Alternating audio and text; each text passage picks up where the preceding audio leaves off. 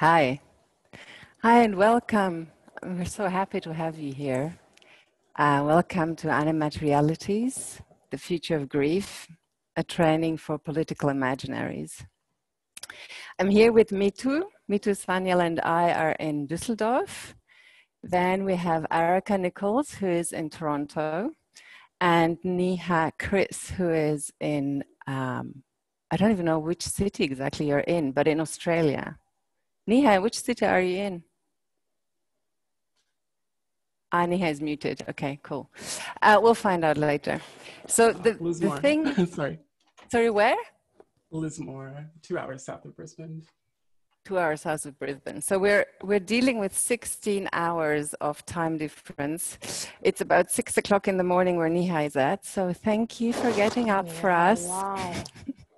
And if I look up there, it's just, if we meet and I look up there, it's just because there's a monitor there and we can see you all. So this is why our gaze is going up.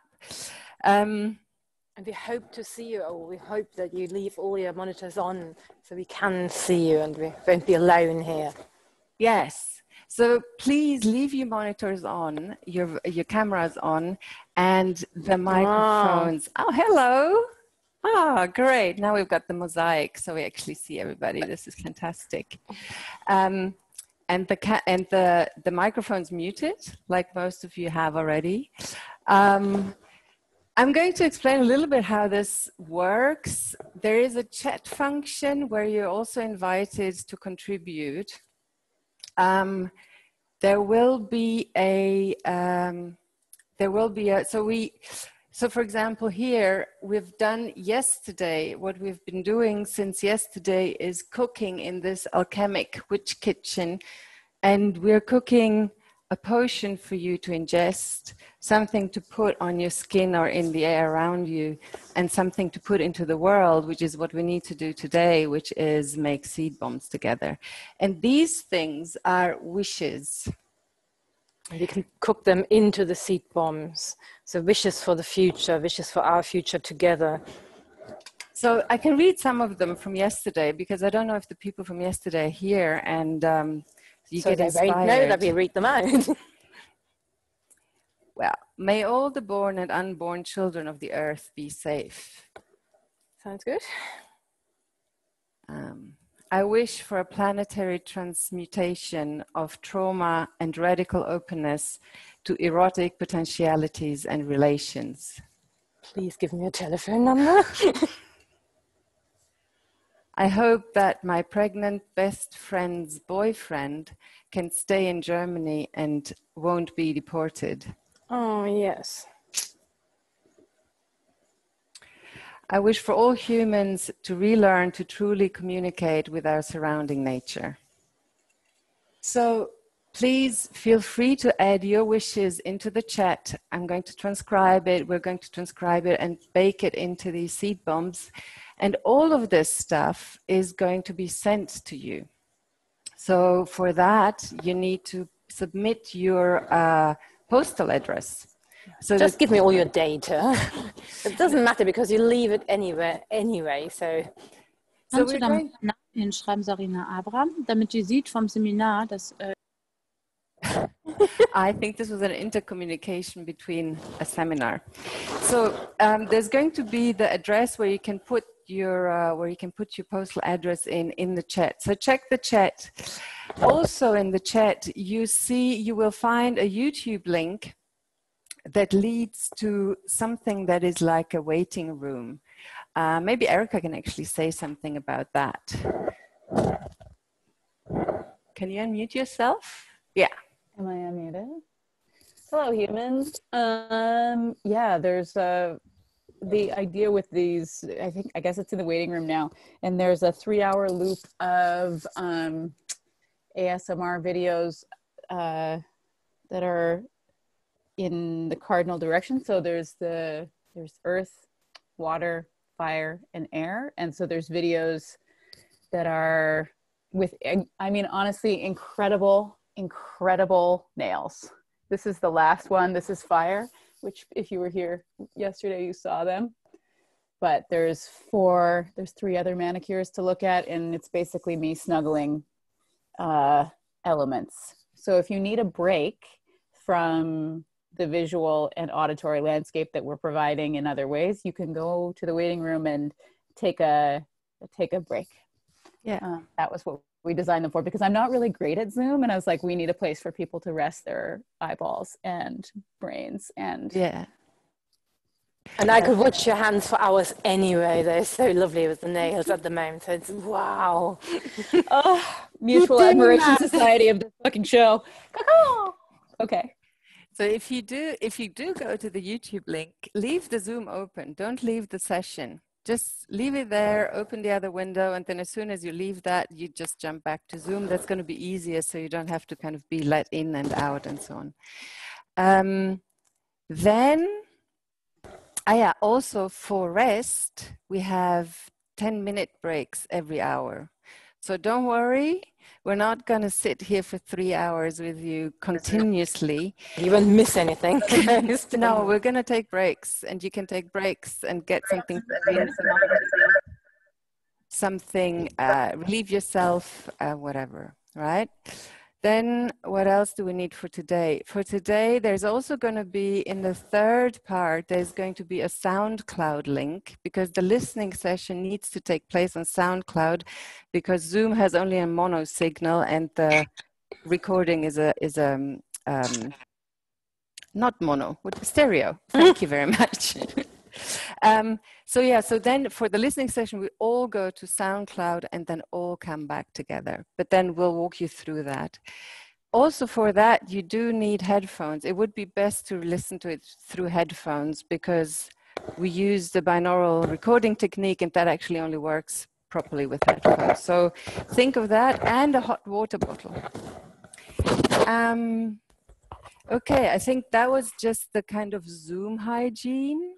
We have the chat, we have the microphones on mute.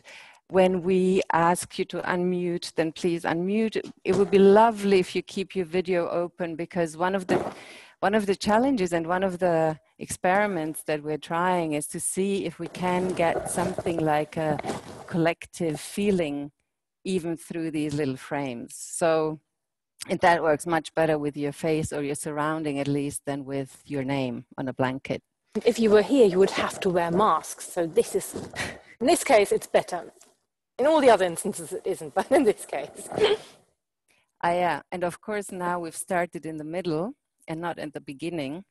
The beginning would have been to say, thank you very much, FFT, for making this possible.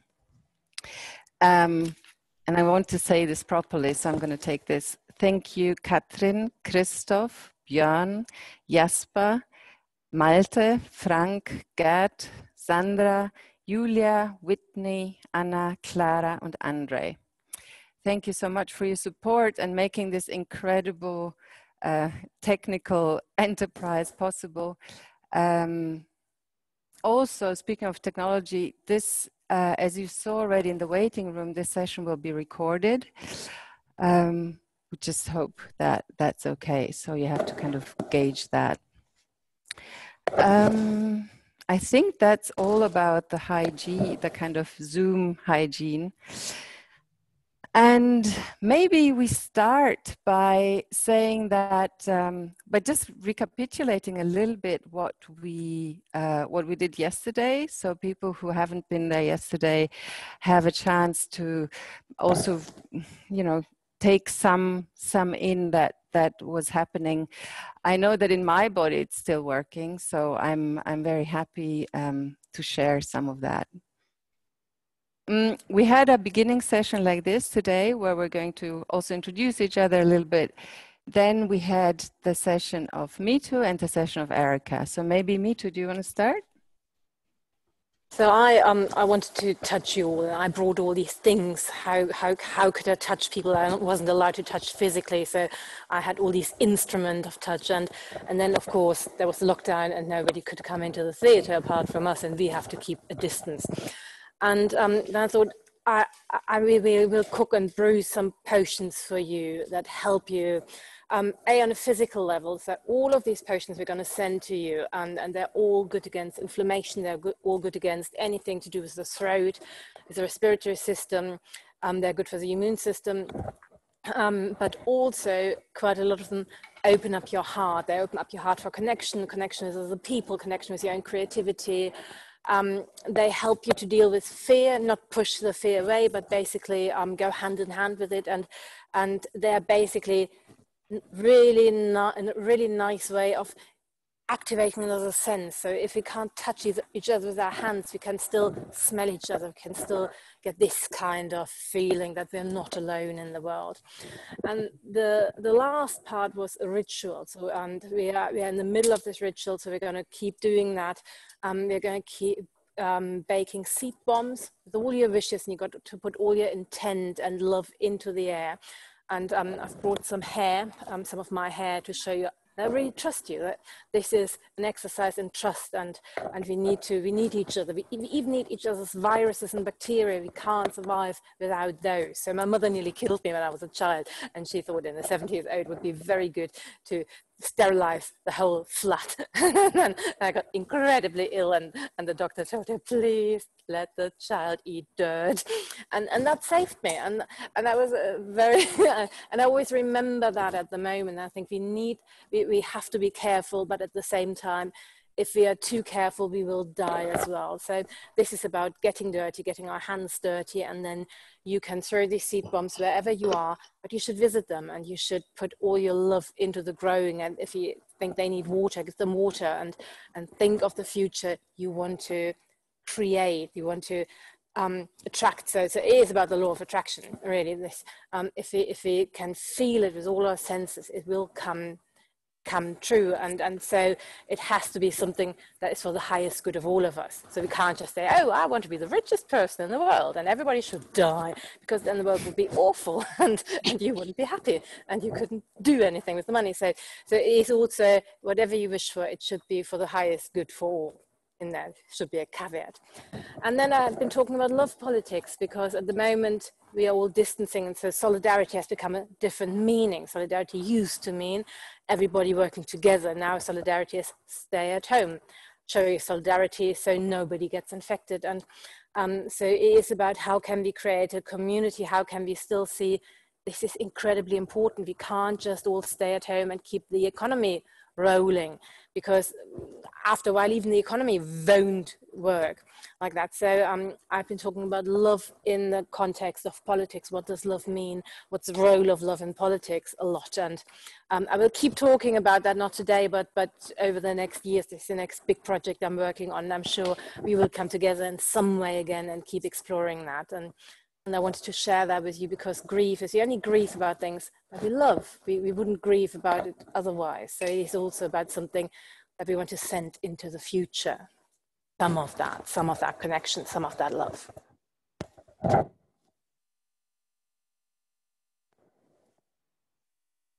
Eroca, would you like to take it from here and talk about your gift?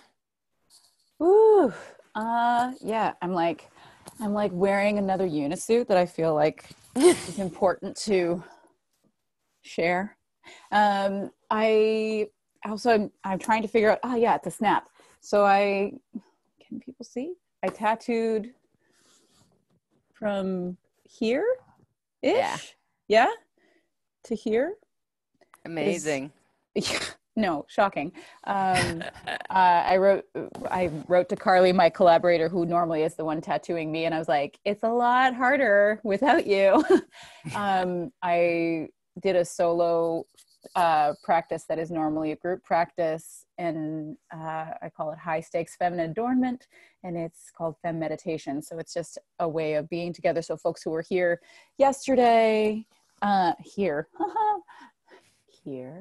yesterday, we did some high stakes and low stakes feminine adornment. So some folks did some eye makeup, some folks did some lipstick, some folks did some nails, and I recorded it on my body.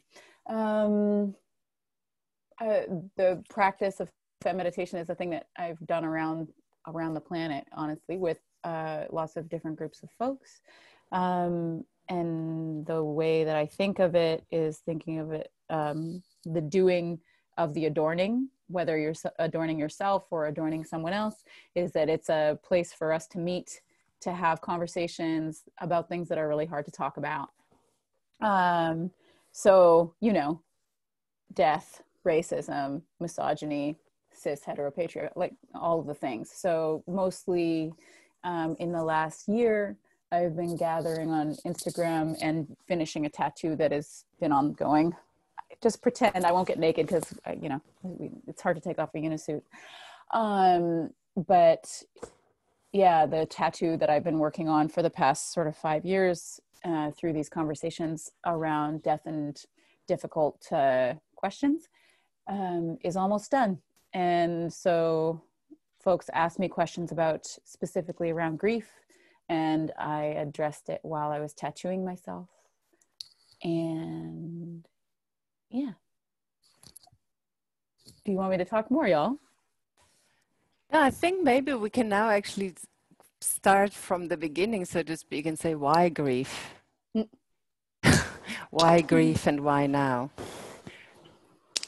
And I mean, I think for me, it's really that grief is, first, it's just to acknowledge that there is grief. I have so many conversations with people that have symptoms of grief and don't know what to do with them, and to just acknowledge that it's here and we're dealing with it. And the kind of, you know, the fogginess, the not knowing who I am and how I'm, you know, the kind of almost disconnect from a past that I understood into a future that I don't, which people who've lost people know very well, how that kind of incision seems to change everything.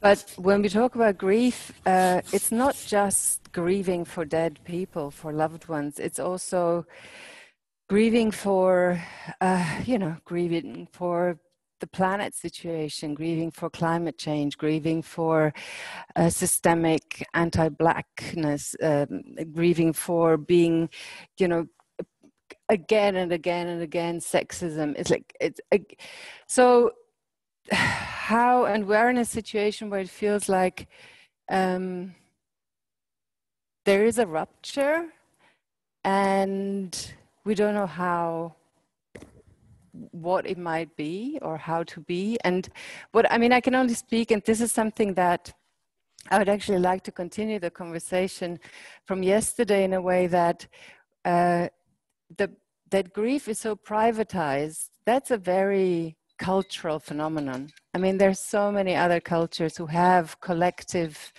public grieving practices that are incorporated into the everyday and into the fabric of a community.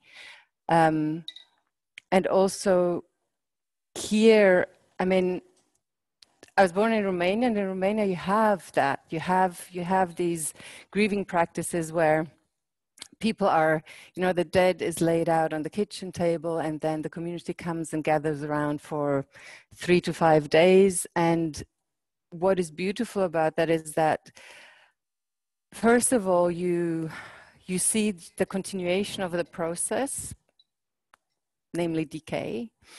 And on the other hand, the dead kind of conjures up, the dead person conjures up this whole community. And there is a mix between crying and laughing and doing business and, you know, sharing stories. And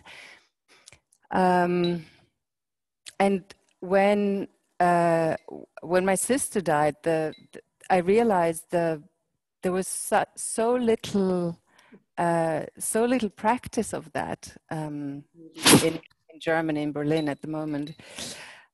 So that's one of the things that there are practices that are collective, there are practices that are public, and that remind one to ask basically what are we doing? Oh wow, somebody's feedbacking. Are we back? Well, these are, yeah. there's also that. There's the presence of the electricity everywhere. The one thing is how you want to keep the person that you've lost and how you want to keep the connection. But the other thing is, it also serves me from parts of my past. So from the way I can imagine myself, from the way I can dream, even my fantasies, and grief is a kind of connection. So between that past and it helps me build a bridge. And for a long time I thought grief is something you had to get rid of as quickly as possible. And it is actually the other way around. It is incredibly precious, and we should see how important it is. I also feel like it's not just precious, but it's transforming all the time. Yeah. That is, and so it's not. And I feel like when Mithu, the talking about the politics of love and loving and the poetics of loving, I don't think that grieving and loving are different from each other. And absolutely. And I think that when we have a lot of toxic, broken ideas about loving and relation, and so it doesn't surprise me at all that we have toxic and broken strategies or lack of strategies around grieving. Also because I feel like there was this time when I did this big old, I mean, Siegmar, you know about this, but like when I was on that, I got money from the state to go around the world basically and talk with people about death, dying, grief, and how that relates to like the performativity of like collective grieving. And a thing that I found really, really, I don't know, just the thing that surprised me is this very basic, very kind of almost boring thing, was this idea that everybody elsewhere was grieving better. Like a kind of like almost this thing of like an envy for the way other people do it. And so this thing, I think it was really interesting about this intersection of like ideas around cultural appropriation and then ideas around grass is greener felt really present for me. So like, for example, a friend of mine who is Hindu in India was talking to me about how he, when his brother died, was extremely like very hesitant and very averse to having to have his grief performed for the community, for his family, because there's really specific things around like 2 weeks of like everybody bringing you food, and like there's very specific set, you know, each culture has like different set I don't know, honestly, like productions around grief process. And he was just like, I wish it were like it is in Europe, where they just leave you alone. And so this idea too of this, and so, you know, and then folks who I encountered in Sweden who were like very uncomfortable talking about ways, but this idea that like, you know, I always thought, oh, well, it's like white settler or white Northern European, like being like, oh, I want this idea of this exotification of grief that happens in indigenous culture or in cultures that are not settler and European, and to have folks that were like in South America and folks who were in India and folks who were being like, no, we want what the other people, like everybody wants what everyone assumes that everyone else is doing it better.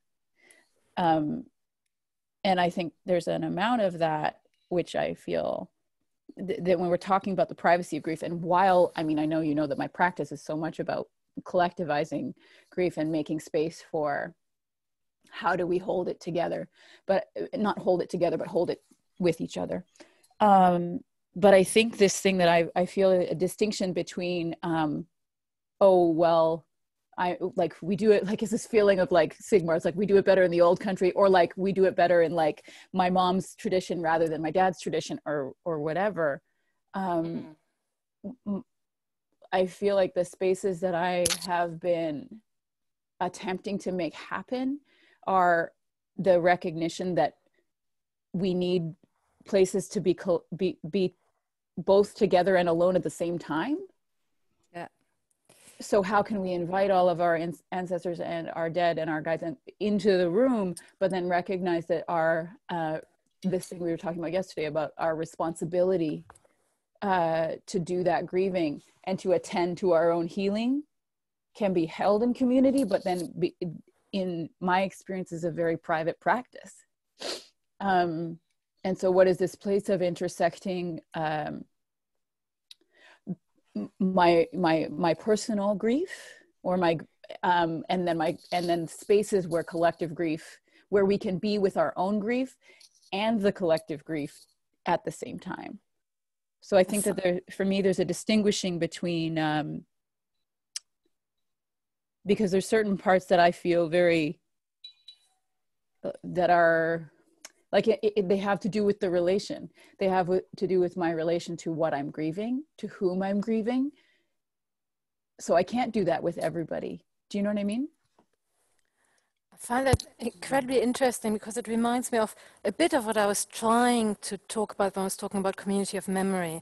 And when my father's parents died, so my grandparents, but my father comes from India, so my grandparents lived in India, and I'd only met them when I was very small, so it was more like I'm grieving for him, for his loss. And when his parents died, he put them on his altar, the pictures on his altar, and I thought, what's going on here? They haven't become gods now, because when my maternal grandmother died, my mum started saying, oh, and she became so wise when she got older. No, she didn't. She was a really, really interesting woman, but she didn't become wise when she got older. It didn't happen automatically. And so they were in his altar and asked me, he said, no, because now he's got a different relationship to them, and he remembers them. And I noticed that in my mother's family, we haven't got any pictures of our family at all that are older than my grandparents. So basically, it's a working class family. They came from Poland, and they didn't have many pictures. So I haven't got a feeling of which are the people I came from, and they're lost, they're gone. I hardly know their names, and I like this, that no, he was kind of keeping them alive in telling the story and continuing the story, and so in a way I think there is this private part in grief, but there's also we should keep the stories alive. We should keep stories in our society, and there should be a place. And whenever we talk about the arts and inclusion in the arts and multiculturalism, we always think about, oh, how many actors of color are there? But it's also about, what about the archives? So what about the way we store memory? So we've got to have some inclusion there as well. This isn't a country that's always been white. That's just simply not the truth. I love this this concept of space, and where we are discovering, we're talking about location, and it's interesting when we evaluate location in the context of the bodies, right? And we have this grieving of the bodies that are no longer here. You know, in fact, we have such an attachment, such a strong attachment to body, and this has been true throughout human history.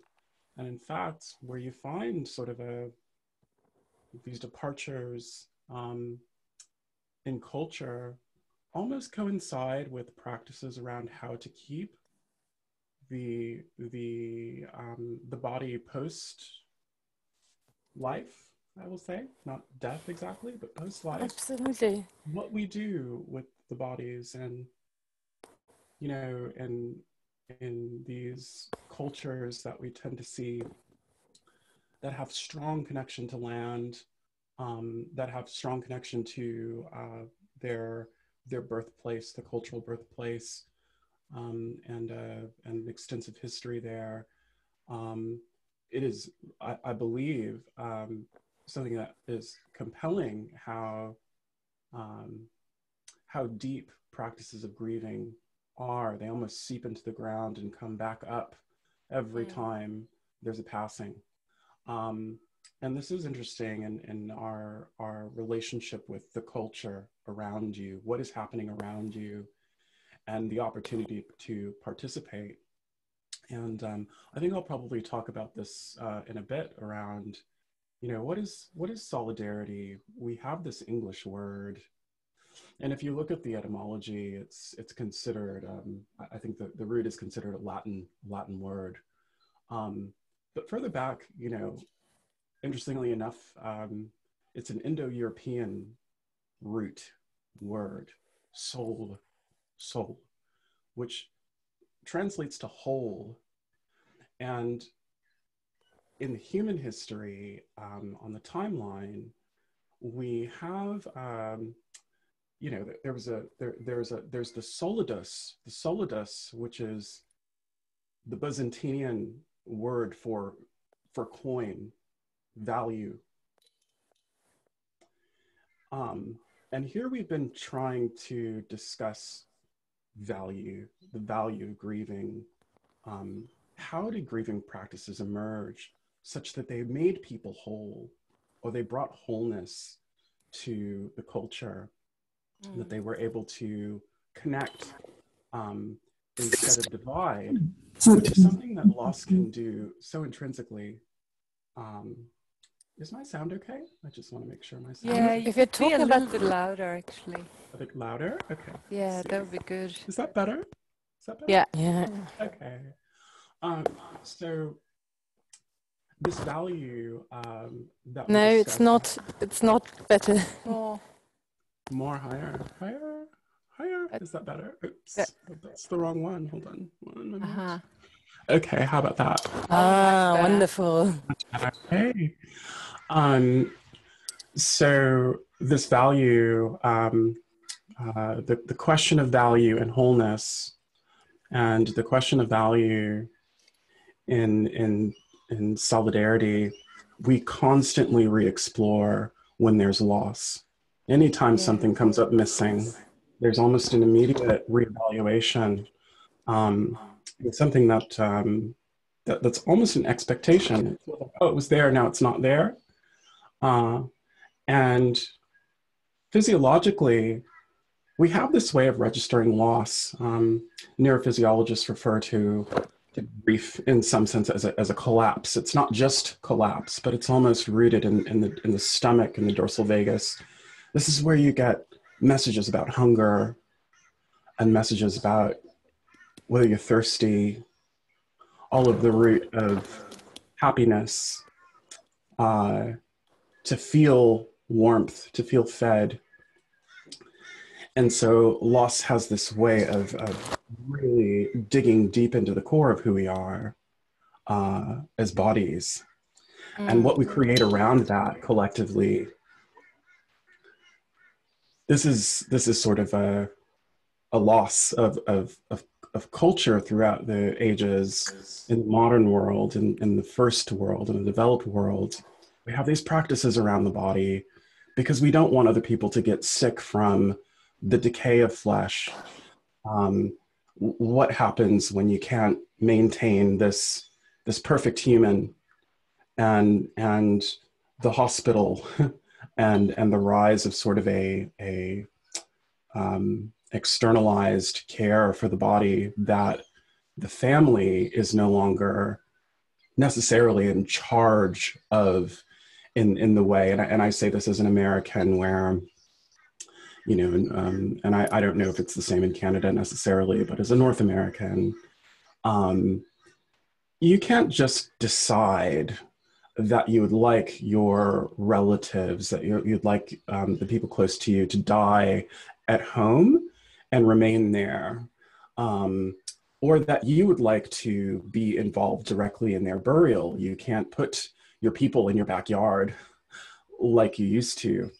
I've done a good bit of activist work in Cambodia and Thailand, and most of the work that I've done there has to do with supporting of villagers who are being displaced by the dams impacting the three rivers, and the construction of dams along the Yepong and the Yasong. And what's interesting is that the state approaches these villagers who are almost inevitably going to be displaced, and they go, here's money, here's a tract of land, we can relocate you, we can move you somewhere else, and all you have to do is just pick up your things and go and move away from the edge of the river, where, you know, have been the stewards of one of the largest natural fisheries in the world, you know, on the planet. And of course have been present in this land for generations. And it's actually really difficult, which should come as no surprise to most people. It's difficult to have a villager, and not to use that term as some kind of signal for primitivity, but really just to look at this reality that they don't want to leave, not because not because of just the soul value of the water, which is more relevant to the state. They don't want to leave because that's where their ancestors are. And their fear is that as they get further away from their ancestors, they'll get sick and their ancestors will become angry with them.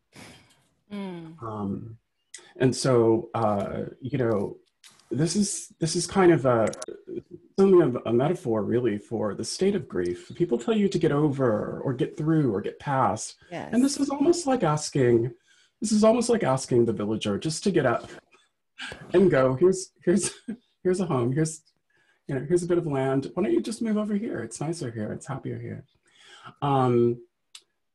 So I believe this idea of value and sort of what we do with grief in the whole, it must be reflective of our relationship with bodies and our connection and proximity to bodies.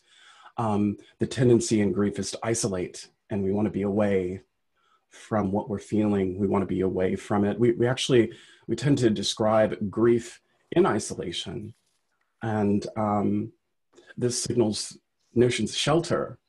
Most people, when they're grieving, may tend to withdraw, or at least it's more common. You see people withdrawing in some cultures, less others. But I've always wondered about this need to withdraw, and that being a natural consequence of grieving and sense of loss, to take personal space, and to take time, and to be existing in that. And yet, almost what necessitates the deepest work around grief is in fact being with people. And I think that's what we see from these cultures. We have these rich traditions that come from hundreds and hundreds of years, thousands of years, of us naturally, maybe not instinctively, but then there is quite a bit of instinct happening, and that we learn how to do both. That there's very much a dualism around this, must be connected and must be separate. This is so interesting because I've been talking to my father, and he wants his ashes to be scattered when he's dead. But in Germany, you don't get the body. You're not allowed to get the ashes. They're taken away from you. And we're thinking of legal ways of getting around that. And I mean, he isn't dying yet, but it will happen eventually. And it is a big thing about how can we get at the ashes. Mm-hmm. Die in another country, plan to die in another country. I mean, this is also so intense about the ways that the state absolutely owns our bodies, and like in a practical way, not obviously necessarily in a spiritual way, but this the problematics of familial grieving or cultural grieving inside like white supremacy is actually, and white cis hetero supremacy is like actually extremely, I mean, the damage is real, and ongoing. And in a lot of, like from the research I've done, I encourage a lot of times trans friends and loves to marry each other in order that they have a power over their bodies, and power over the way, and agency over the ways in which we die, and who gets to be in the room, and all of these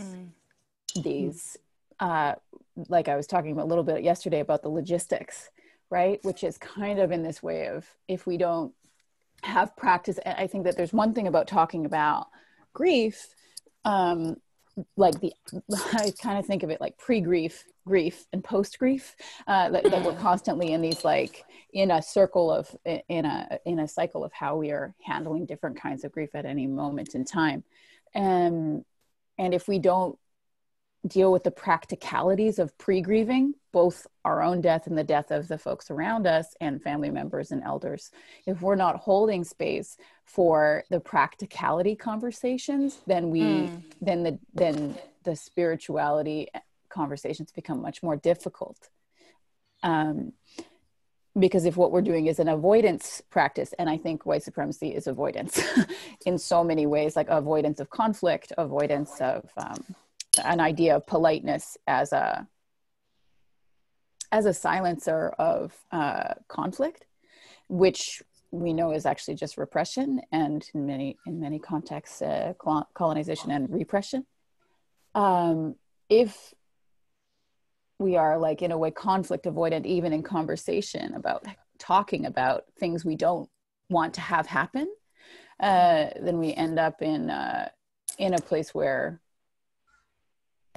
we are saddled with, we are saddling those who we are closest with the most difficult part, while they are also in the acute state of grief. And this is very painful. Yeah.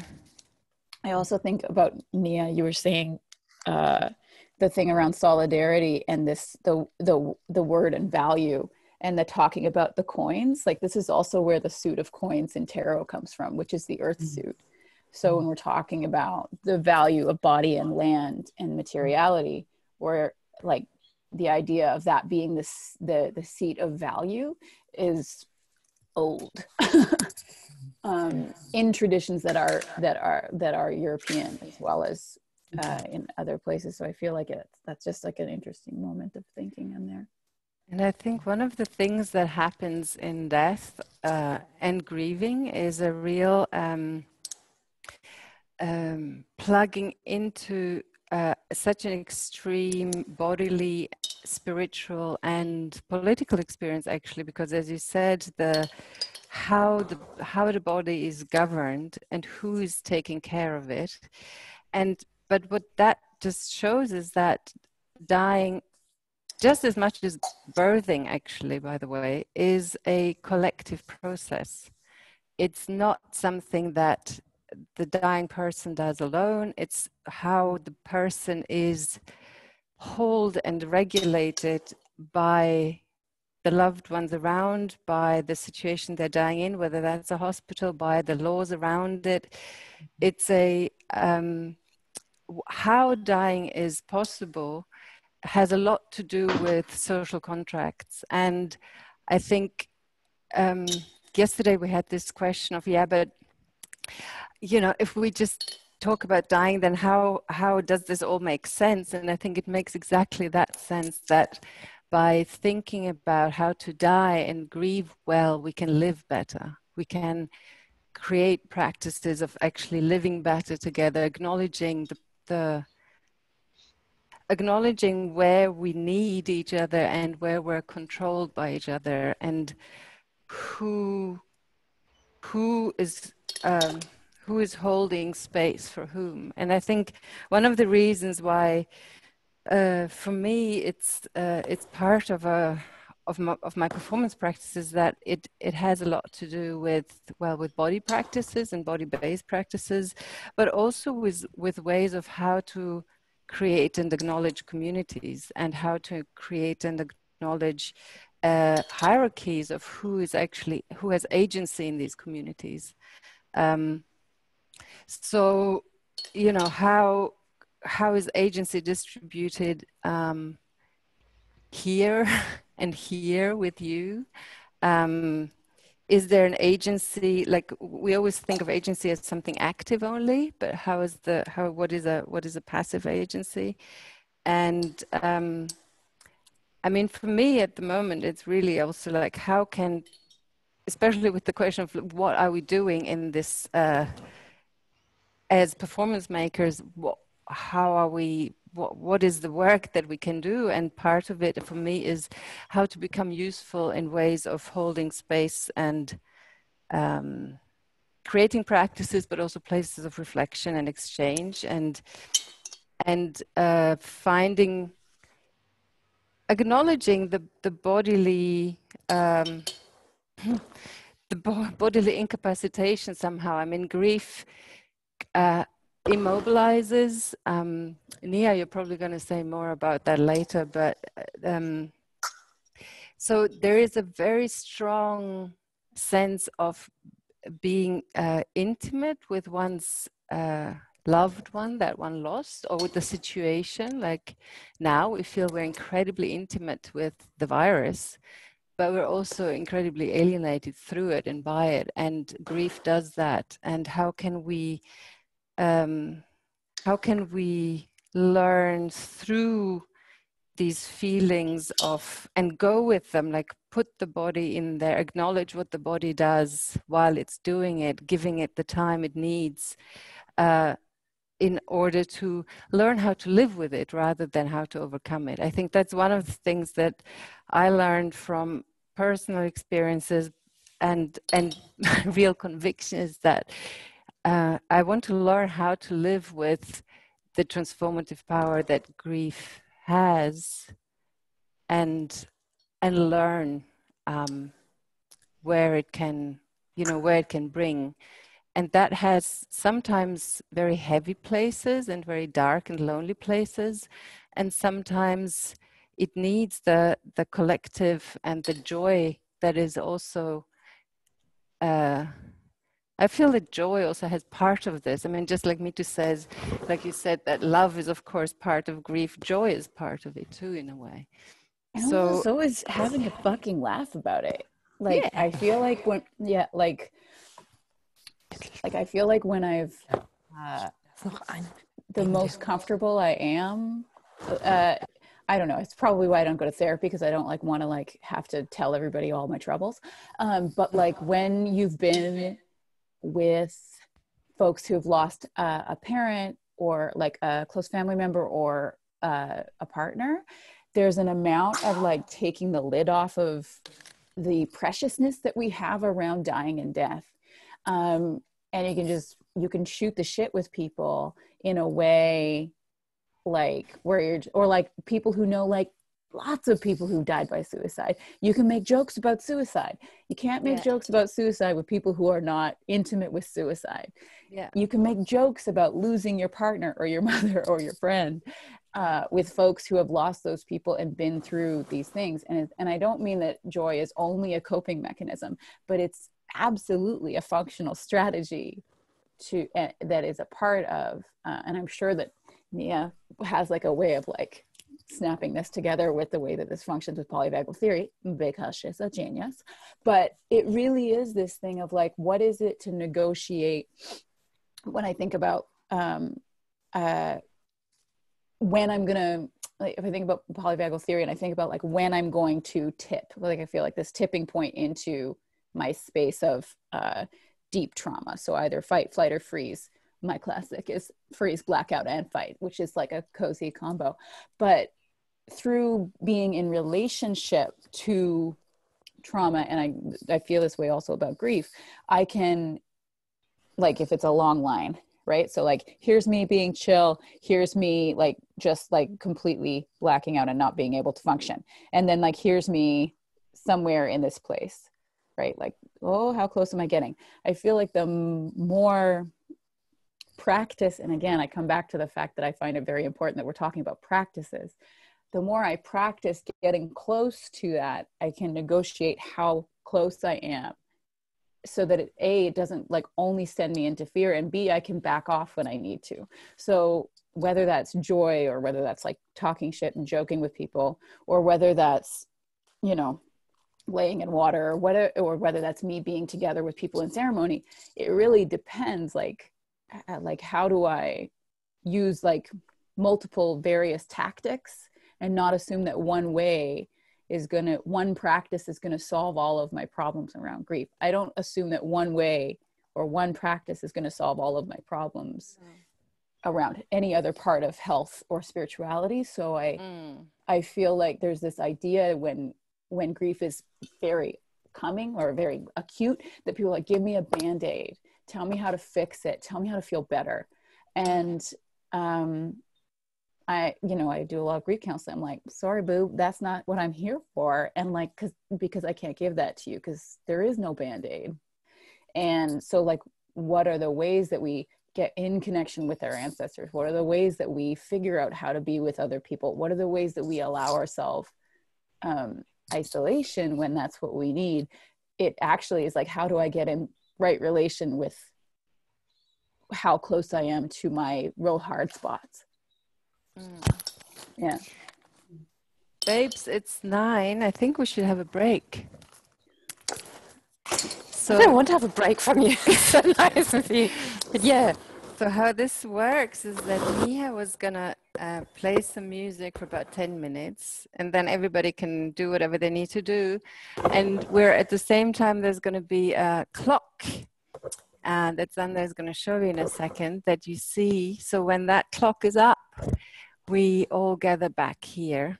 I'm gonna set this right now. Neha, are you ready to play some music for 10 minutes? I'm ready, I'll share now. Cool. And then we come back and Neha takes over, right? Yeah. See you soon.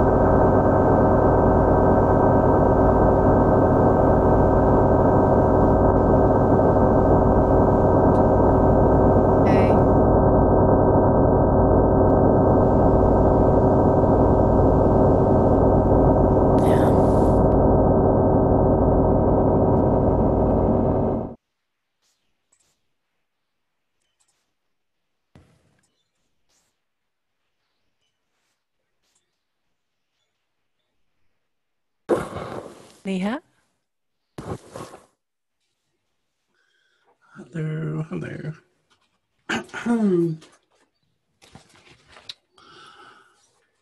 Okay, so I wanted to start in a few places here. I think people are still getting back. We'll just see who's, yeah, except people have returned now. We're slowly returning. So in considering grief, and I just want to make sure my sound is okay, maybe before I start. Am I okay? You sound good. Right. We have this relationship with shared grief, I think, to pick up on where we left off, that it's a contentious space. I realized a few things. I think my history and life as a Black American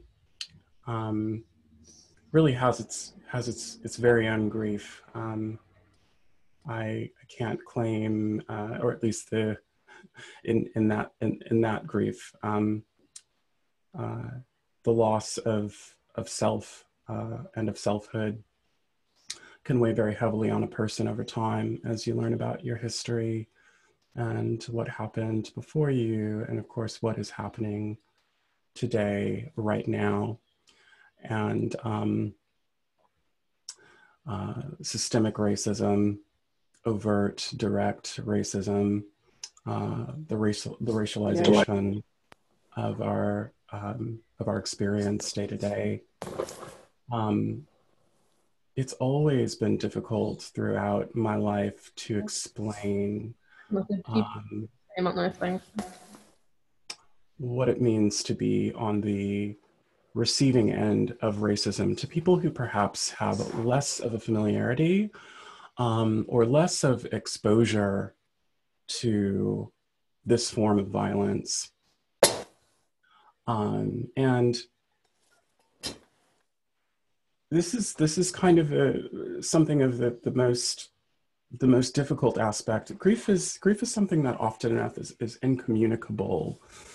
We try to explain and we try to find language for it, but we really don't have the benefit of these words that make people feel the way that we do.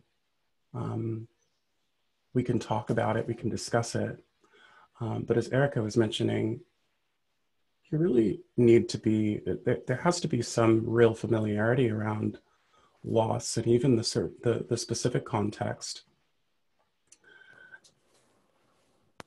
And without that, we're at the mercy of language and meaning making between people or groups or parties that may choose not to understand, or often the cognitive load, the part where you have to think about it, that there has been a passing or a death, or there's been conflict, or there's been a violence against an identity or an attempt to erase an identity. You're almost dependent on the dominant culture to help explain what's happened, dominant language being what it is. And so in thinking about this section, I thought, you know, I'd like to be able to discuss the practice of kind of transferring these visceralities and these notions of grief and loss into ourselves as we receive them from others. How do we do that? How do we go from being in our own personal space, or shared space for that matter?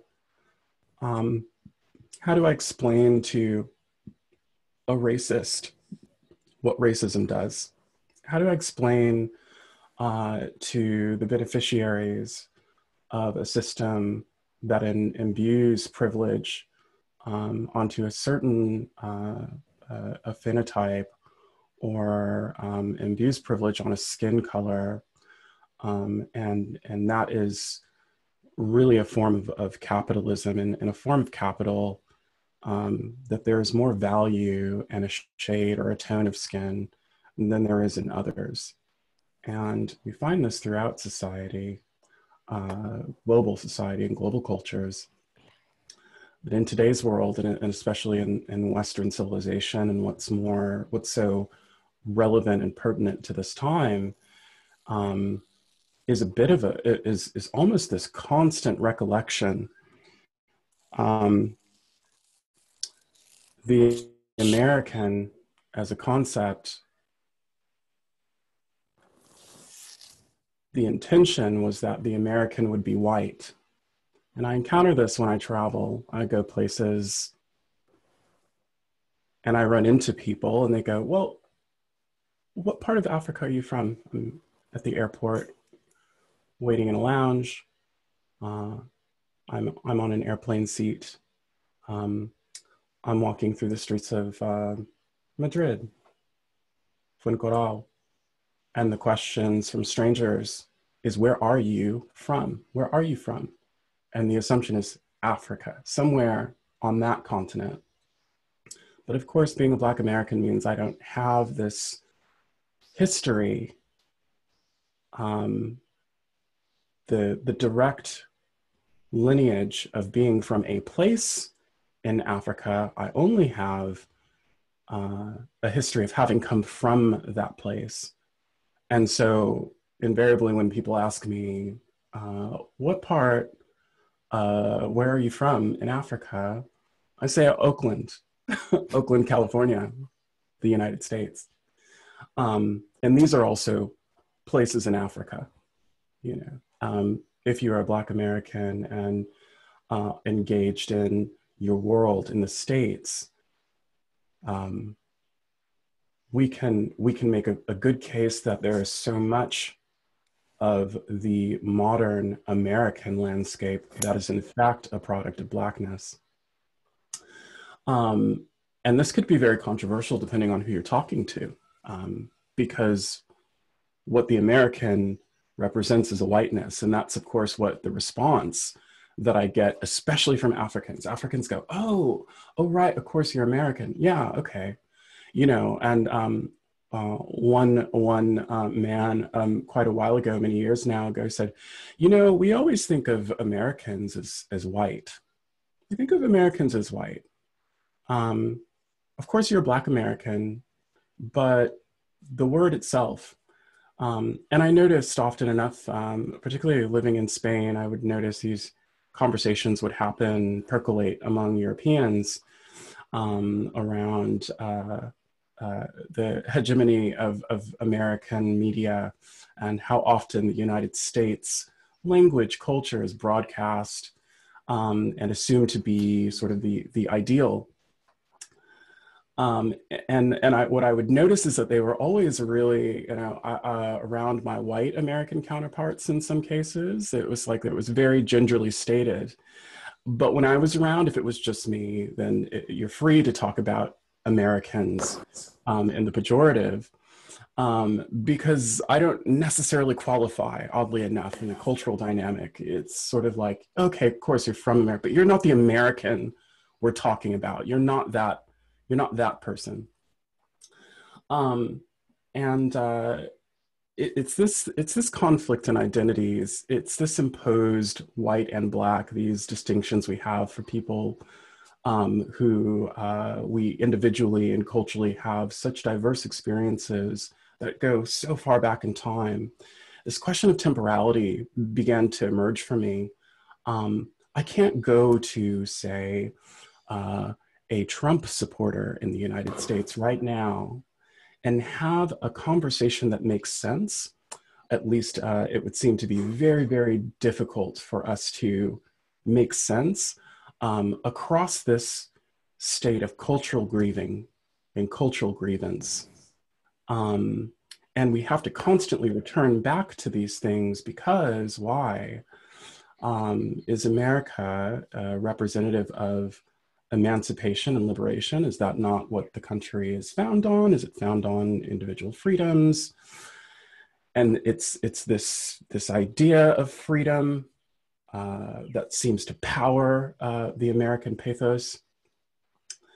And yet this is a culture that is steeped in hypocrisy, and that not everyone is really free. And those people are responsible for having to reconstruct our space and time. And these people are responsible for the labor and the work. And so when we come to explain this sort of this space of racialization, oppression, we have yet more work to do around explaining and describing. I would have to go through all moments of my life to explain and to get to the level of grief such that another person, not like me, non-Black perhaps, would understand what the experiences were that led to where I am, where or how my physiology shifted and changed, and who I am today as a result.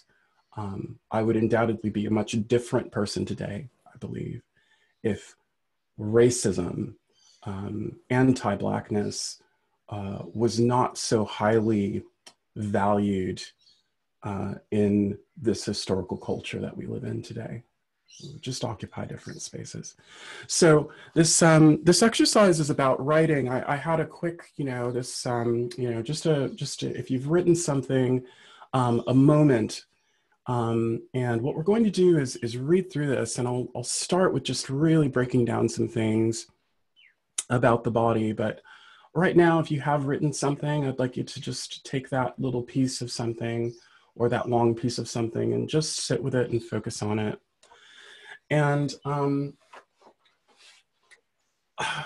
it's funny because I'm in Australia right now, and it's so hot, and it's only 7:30 in the morning, and I've been noticing this more. We're moving into summer, and we're approaching the fire season.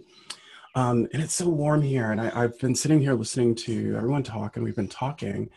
But this is a good place to talk about the body and what's called interoception. Interoception is a very basic property of a mammal. Interoception is the organs communicating with the brain, and the organs say things like hunger, thirst. The organs report back or deliver aspects of the physiology to the brain, so that I know that I'm too hot, so that I know that I'm or too cold, so that I know that I'm thirsty, so that I know what state I'm in. And as we approach grief, what we notice is that this interoception can become very confusing or absent. Are you hungry when you're grieving? Are you hungry, or do you hunger in states of depression? Some people have a way of eating their feelings, eat the feelings. So this trigger of like, I'm full or I'm too full, that can change. Or I don't want or don't need or no longer can focus or concentrate. So interoceptive awareness is fundamental, I think, to working with grief. Again, not moving past it or outside of it, but just being with it, that you know something is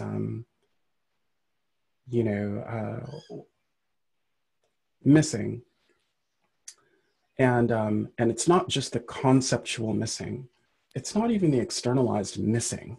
Not just that that person's not there, but that the body is developing these ways of sort of minimizing effort and slowly immobilizing.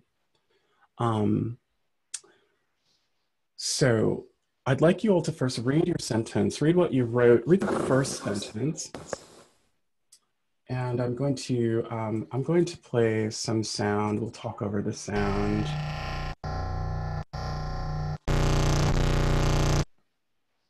A moment. Let's see. And I'll I'll need people to let me know if this is audible, if it's too low, too high.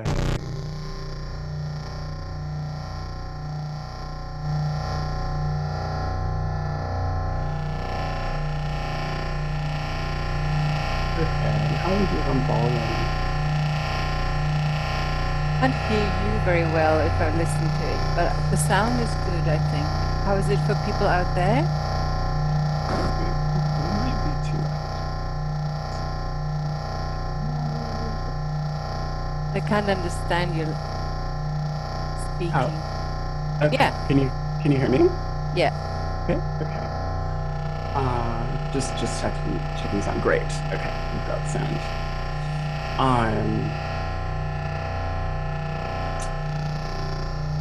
We have to understand, or at least this property of the body is very much to be in multiple times, all at once. And what are those times? The human history of evolution,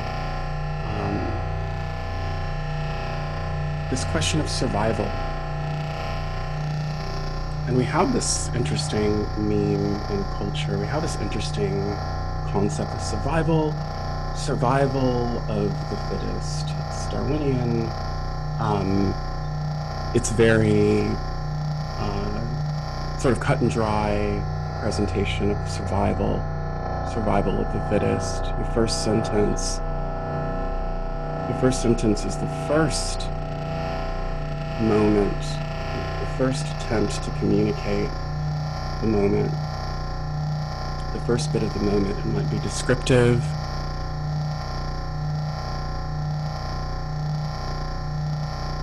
might be very factual. Reading it now, you might feel removed from what you wrote earlier. You may not know exactly how you felt when you were writing, but here it is, and the question is how do you feel now that we're returning back to this? You're returning back to this. We don't have the benefit of reading what you've written. We don't know all of what you have described in this moment.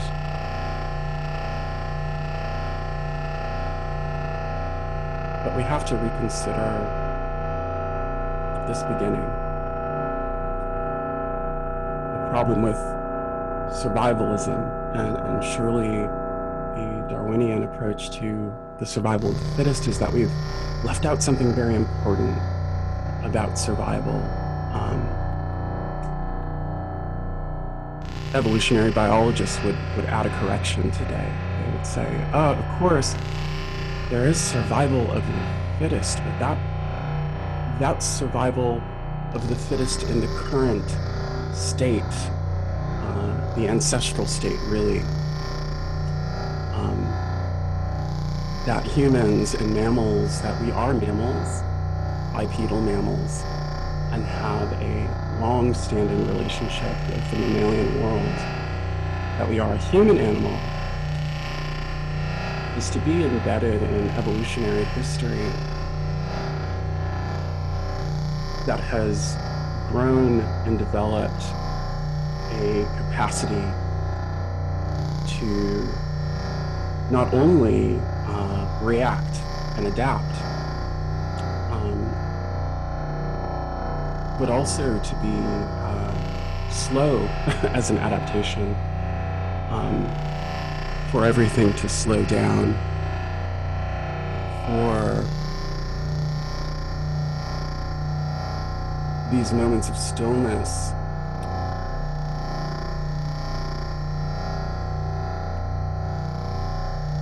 to be spaces where we can rest in. And the polyvagal theory discusses this notion of rest and digest and sort of compares and contrasts it to mobilization, the states where we're thrown to react immediately. We can be grieving and in a space of immobilization. But as soon as there's a new threat, as soon as there's a tiger, as soon as there is life threat, violence, we immobilize immediately. We go back into mobilization.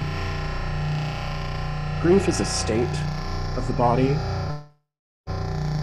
Grief is also something that expands. Maybe if you have your writing in front of you, we can look at the second and third sentence. And I do wonder, for some of us, did we find ourselves getting more specific? Did we become more lateral? Did we spend more time describing this time, or giving ourselves more clues as to the recollection?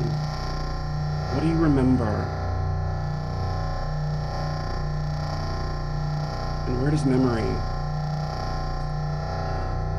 relate? And how do we relate to memory once we've moved past the time?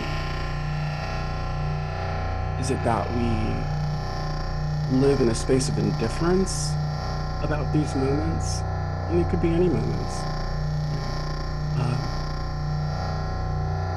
I don't conflate grieving with every moment, but we might realize at certain times we are approaching moments with expectations that we have, really significant expectations of our moments. Every morning you get up, you wake up, you might walk to a cafe or a coffee shop. You're used to being outside, you're used to being self-determined, and we can walk across a street, we can choose to go across town, and we go to a place that we expect to be there. It's always there. But when it's not, suddenly it's closing, or you're not allowed to go out anymore. And this pit of your stomach, this feeling you experience, this small moment, in this moment, you start registering interoception. You start registering the dorsal vagus. In polyvagal theory, there are two branches of the nervous system, the ventral vagus and the dorsal vagus. And the dorsal vagus is the oldest branch of the nervous system. It goes back millions of years in mammals. And it links us, we have an ancestor. It links us to reptiles. Our ancestors in the reptilian world that share the dorsal vagus are in fact turtles. And this is a good thing. Turtles, in defense, shut down. Turtles move very slowly, and they ease through. At times they struggle. It's not to say that easing is actually easy, but that they are moving to our perception very, very slow. To the turtle's perception, this could be maximum energy put towards movement, maximum energy put towards just getting through one moment to the next.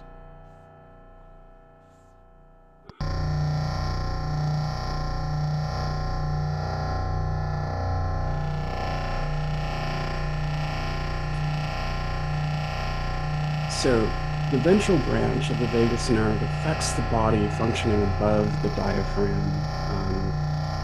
And humans have evolved the ventral vagus into a social engagement system. The ventral vagus is what connects the heart to the throat.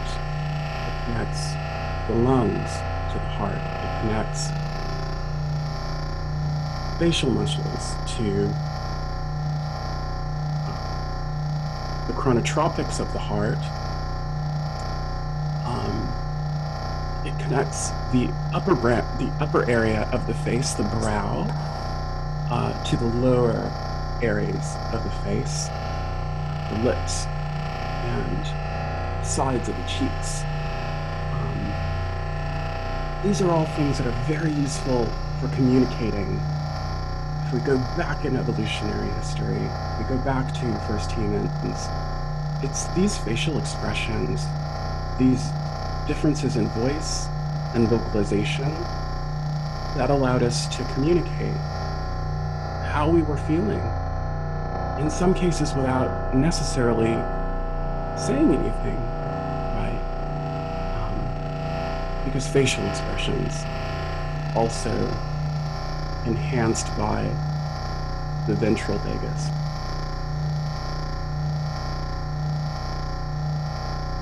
And the ventral vagal nerve itself is actually has a dampening effect on the body, which is interesting. And when we think about these, they're almost counterintuitive in that the dorsal vagus is what tends to, or we tend to get rooted in sadness, anger, guilt, anxiety, loneliness.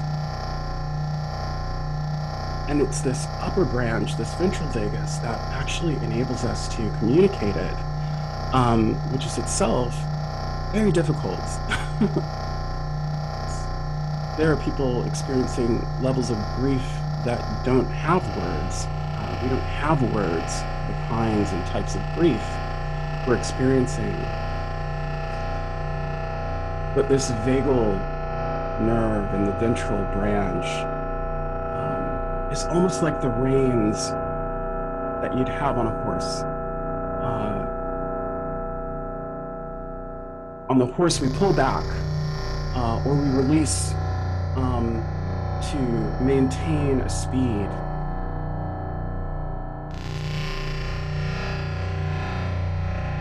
And in this moment that we're looking at, did we seek to maintain this equilibrium? Did we seek to maintain a speed in the moment?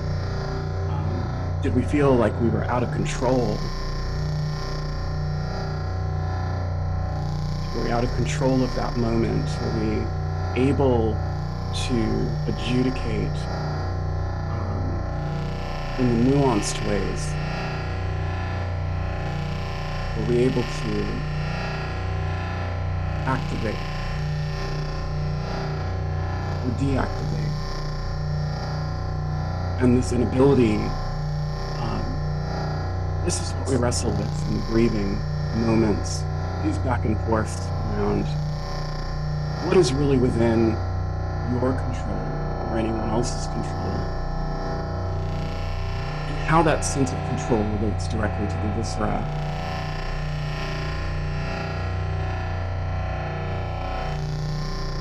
So we also have to consider questions of safety and risk.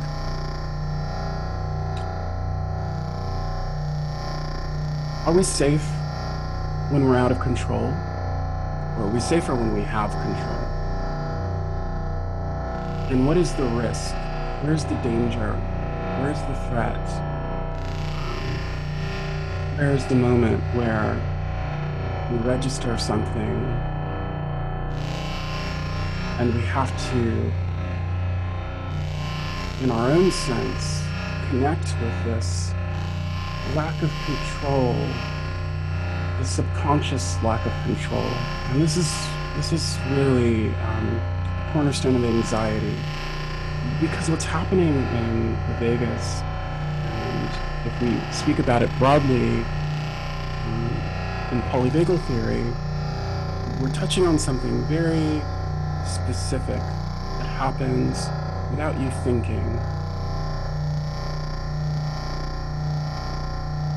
It's not always happening because you thought about it. It's happening before you thought about it. It's happening before it bubbles up into the consciousness. And so we should be aware that grieving can happen without consciousness. Grieving happens before you have a thought about what is being lost. Grieving happens under language. It happens before re-enter capacities to encapsulate me.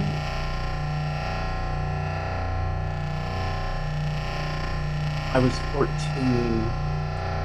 and I had just started going to a school. It was an all-white school. It was the first all-white school I had ever been to.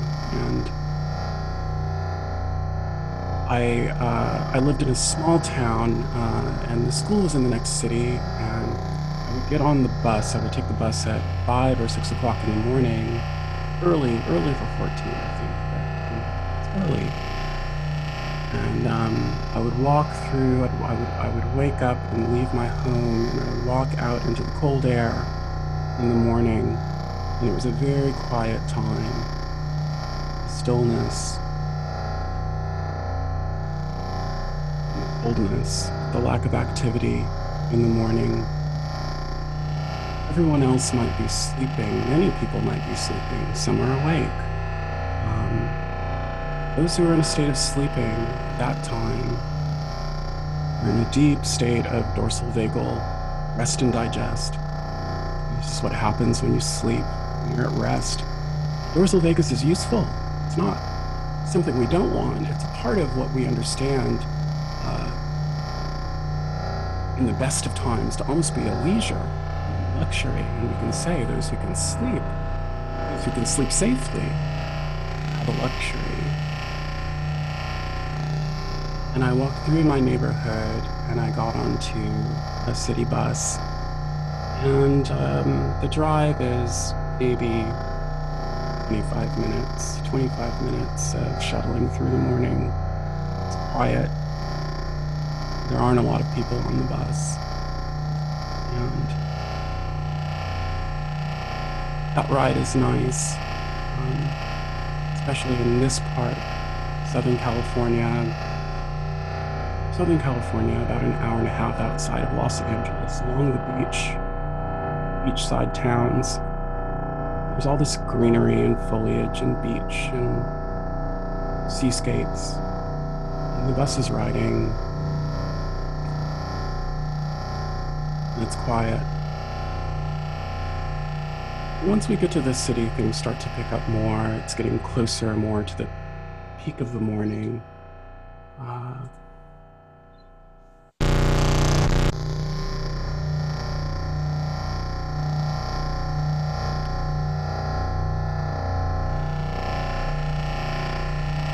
The city itself is starting to populate, and all of those people who are sleeping in their dorsal vagal sleep, their calm sleep. Some didn't have calm sleep, and you can tell. Some didn't rest, and you can tell. But people are starting to wake and move around and move about. And when I got off the bus finally in the city, I saw someone who I had seen often in this town, and she was a young, she wasn't young, she was actually older. She was an older woman that I would describe as perhaps having Asian descent. And she always wore stark white. She would wrap herself in white gauze. And I think when I first saw her, I thought maybe she was a Buddhist or a monk. I have this cultural language I may have bestowed on her. I had a way of describing her in my own youth, 14 years old, trying to explain to myself, who's this person? And so I had something, I thought I knew who this person was. And then it wasn't long after that I realized that this woman was always alone by herself and always wandering. She was always wandering the street. At some point, I believe someone, it could have been my father, explained, she's mentally ill, she's not well. And so, and in fact, displayed symptoms of what we call schizophrenia, this active engagement with sometimes feelings and emotions that aren't there. As people walk past her, she becomes them. one at a time. And in her world, as she moves around, she is overcome with impression. She's overcome. In some cases, she's just calm. And this morning, she was just calm, walking along. I didn't feel way. I just thought, there she is. But when I recognized her and I looked at her, she saw me recognizing her. And everything changed almost immediately. In her, she had this sort of sense of there was something that I think was a tangible, visible reaction to me. And she started moving from side to side. And I continued to walk to school. And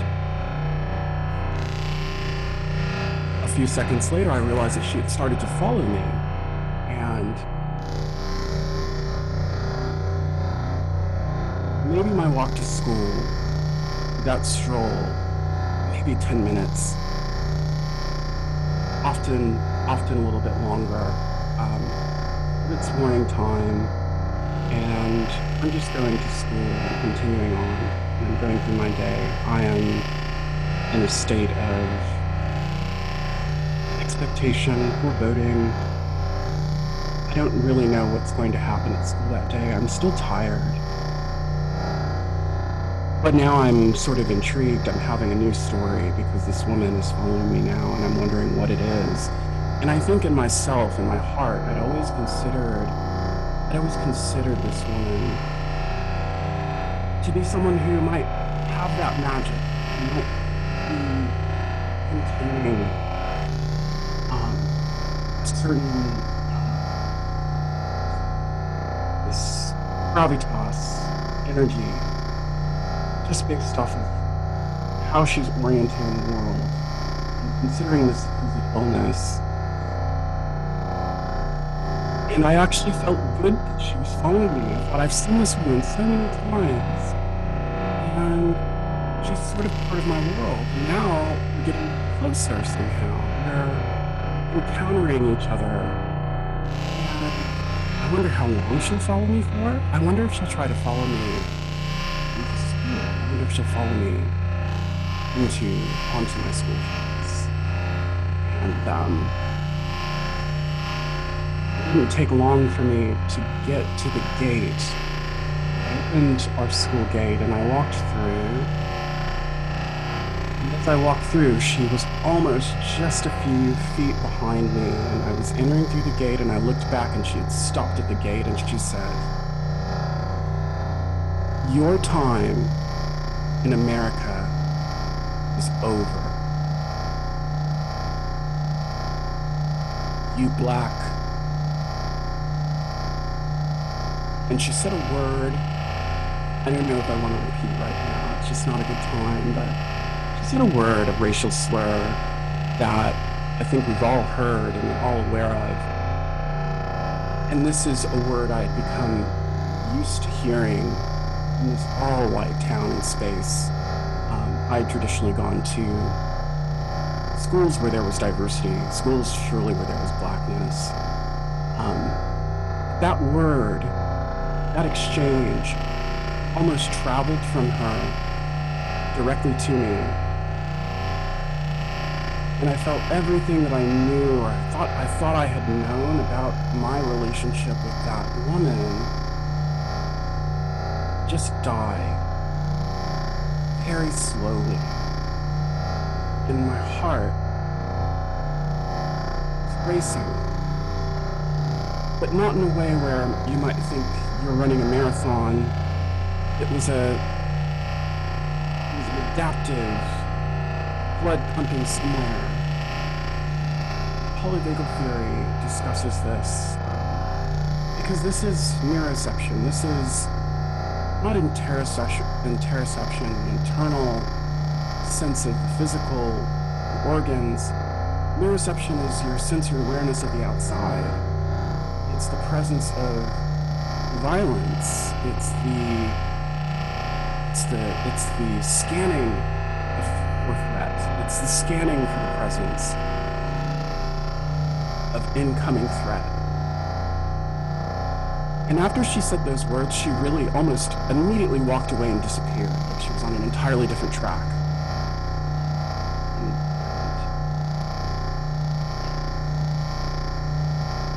I think that moment I've been grieving for a very long time.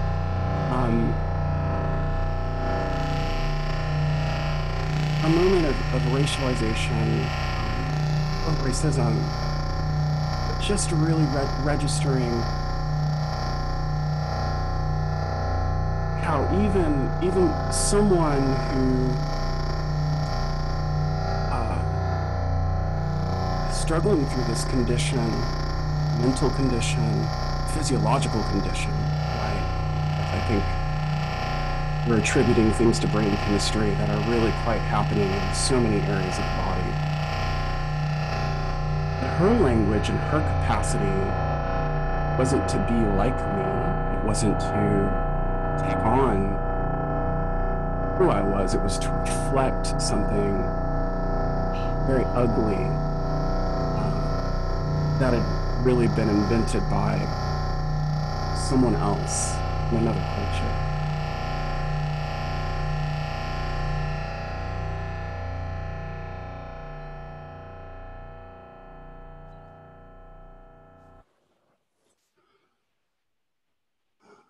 So polyvagal theory often focuses on trauma responses and how the mammalian nervous system adapts to trauma. But of course, the theory expands on that, in that it describes what I think what we sort of know intuitively, we know in our gut. Which is that we're prone to adapt to even the potential for threat. We're prone to adapt to even the idea that we might need to defend ourselves, or might need to fight, or might need to flee, or, in some cases freeze. And these moments in time that we're stuck in, or these moments in time that are with us, and may not have a location, and may not always have a linear line of travel. Instead, these nuances we have, not that we're in control of them, but that the body is in fact making every attempt to protect, to defend potentially, and surely to be able to speak, yell, scream, engage more symbolically. And I think in that moment I really froze. I didn't have the anger at this person. In fact, I think in the end I might have thought about it, like, I can't, that's not really, I don't even know if I can consider this as racism, as much as it's a strange relationship that a person can have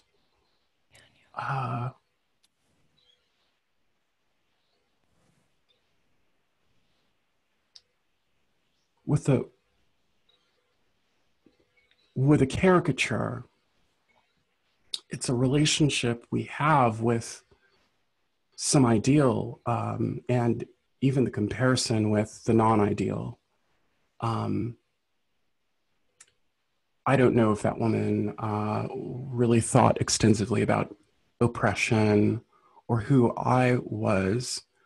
I would see her around town later, over many years, and that never happened again. She wouldn't approach me. I wasn't someone that she necessarily noticed, but it's these overwhelming emotional experiences accumulate through your life. They accumulate in moments that may seem in themselves isolated. But over time, the vagus adapts and we begin to receive similar messages, and we try to sort of locate them, to classify them. And I think in the case of that am speaking on racialization and racism, it feels like the white supremacist is this woman. The white supremacist is in fact almost at the mercy of recharacterizing real people in their space, one by one, one at a time, or even collectively. Whole populations are referred to in the reduced language of the slur. The systems themselves are set up to be favorable to those who share religion or geographical location, ethnicity. And the white supremacist is something like the confused vagal system that must mirror, but is never really cognizant or aware of the possibility or the opportunity to connect, to interact evenly. The white supremacist is, in fact, missing so much of what's useful in the social engagement system, particularly outside of the in-group. The supremacist is interested only in social engaging in contexts that are perhaps safe, yes, but also predictable, controllable, in the head and not necessarily in the heart. And what I'd like to maybe stop with, because I know we're running, I don't know if I'm running late, or I don't know if we're almost, I think we're at time, but this this idea that we live in the supremacy, we live in a world of white supremacy, and that everyone is in control of that even the white supremacist is really in control of white supremacy, I think is useful for us in some contexts. But once we start to look more intently into the body, we realize that actually these are people who are actually quite out of control and have lost their capacity to engage freshly with those who are different from them, and to reapproach freshly. So that was a lot. That was a long chat. I hope that was intelligible. And I just want to check in with Siegmar and Mithu about the time and where we're at now. You're perfect. It's 10 o'clock now. If you want to add something, you have plenty of time. And then we would start the last section, or we would have a break and then start the last section. Okay, but is there anything else you want to add, Neha?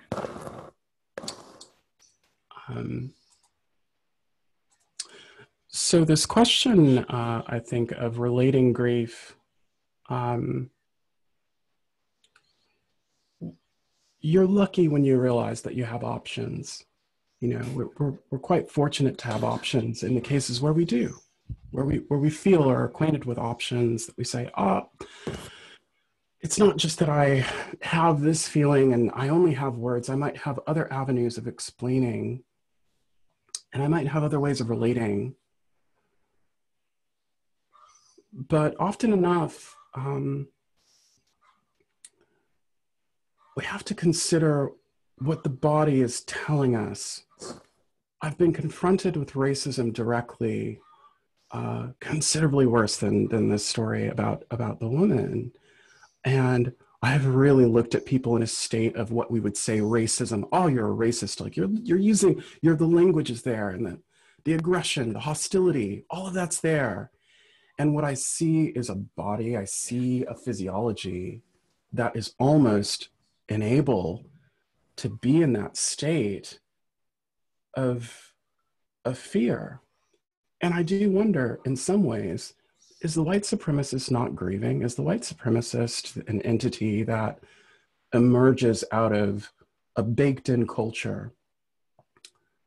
And the moment that there's an encounter with the other, all of what we've learned through the evolutionary history is lost suddenly, or not lost, but really that reflexively becomes a battle, reflexively becomes a fight, reflexively becomes a space. You must be here. And I was going to say one of my favorite stories is about neo-Nazis and recovering those who have involved themselves in the organization of white supremacy, that they have fully indulged into Nazi groups and symbolisms, and there's this connection with oppression, and they feel powerful and in control in that sense. And often enough times you can't have conversations that convince these people to change their minds. And it's funny when you want someone to change their mind, you feel like you need to talk, you need to communicate facts. What's the difference between my skin and yours? Is it melanin? Is it not? Well, I'm from, my ethnicity hails back to a continent, but I'm an American, I'm grown up here. What do you mean? How am I fundamentally different from you? I can relate facts about my culture. I'm not dirty. I'm not, or in fact, come from a culture that's responsible for the creation and innovation of a variety of new dimensions in your world. But you have to reduce it down. You must reduce it down. And these people recover at points. Some never recover. The ones that recover, fascinating, because you go, what changed your mind? And they'll say, well, people always tried to talk to me. People would shout at me, yell at me. That never changed my mind. Death and destruction, seeing violence in front of me, it never changed my mind. But something happened. I couldn't have planned it, and it wasn't planned, but I saw a Black man and his child, or I suddenly found myself in friendship with a person of color, and it just changed. The racism didn't make any sense anymore. And this idea of the physicality, the physiology making sense of things, somehow I think this is somehow part of our future, that we stop assuming the concepts and everything that's happening in the cognition is going to make the change. But really that what happens in the body is going to be so much more informative. It's going to be so much more transformative. And so I want to leave with that, because it's 8:05 my time, 8 a.m. Lots of subjects for 8 a.m. Thanks for listening. Great. Thank you, Neha. So I think we're going to have the 10-minute break now. Are you going to play some music, Neha? Yeah, I'll play more music. Great. And then this is maybe a good time to fetch your headsets, and a hot water bottle and something heavy, or a blanket. Just something heavy that you hold in your hand, or another human to put on yourself, or I don't know. But a hot water bottle, something heavy, and some earphones. That would be great. See you in 10 minutes. See you.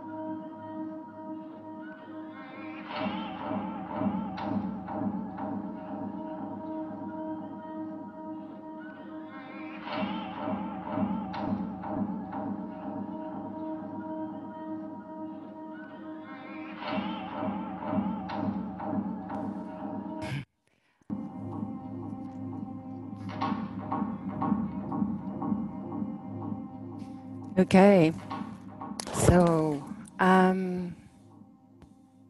think I'm going to take these off because they're a bit big and I can't move my neck. So there were so many different things that were important to me about grief and how we deal with it. And one of the things is that I always started from the body, because for me, it is a very embodied experience and a very bodily experience also. And so one of the things was that, and of course, the grief of not being able to touch you and not being able to touch each other. I had made these sensory objects, which are big and heavy and wet because they are filled with earth.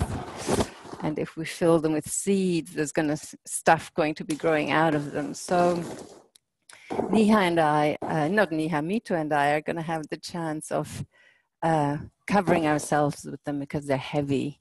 And then I had made these bubbles. I didn't make them. I bought them from some awful children's store probably.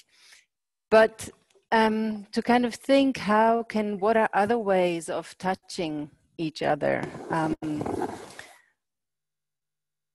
One of the first things that when the pandemic started, I was in New Orleans, and I was there actually to be with people who are working on collective public grief practices or intimacies with death. And then this happened, and then nothing was public anymore, and very little was collective.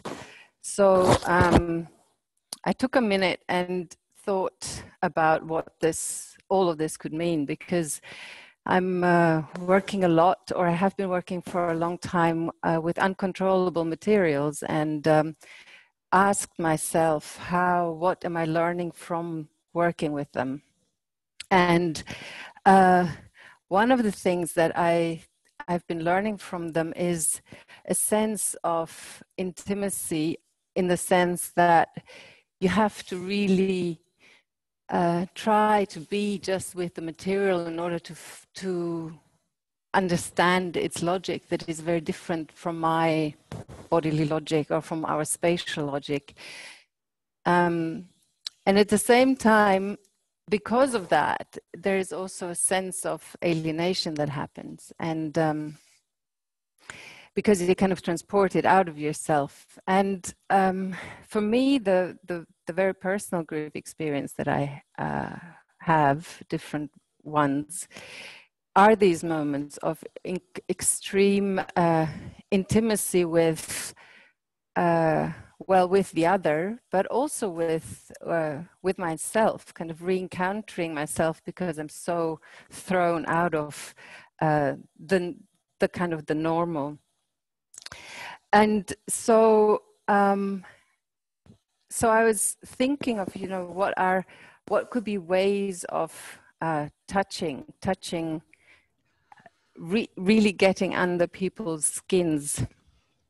And one of the things that does that is sound, of course. So I started looking into sound. And actually, Neha and I had been working with the polyvagal theory and sound already last year around this time, and just finding out, what sounds, how does sound actually operate on the body? How can it contribute to how can it support the so-called self-regulation of the nervous system? How can it support the self-healing possibilities of the nervous system? And listening to it as a collective. And at that time we were still thinking of, people together in the theater. So how could we at the same time maybe see if we can experience the sense of co-regulation. Co-regulation is, as I said yesterday, it's like somebody, so let's say I get triggered by something, but I realized Mithu isn't. So her calmness is gonna make me able to stay with the uncertainty or the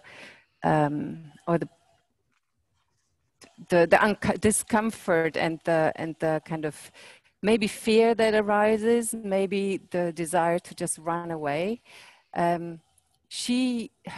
Her presence and her calmness, because she might be much more regulated than I am, will make it possible for me to engage with my own discomfort a bit longer, and then maybe not feel it as a discomfort anymore, but as an expansion.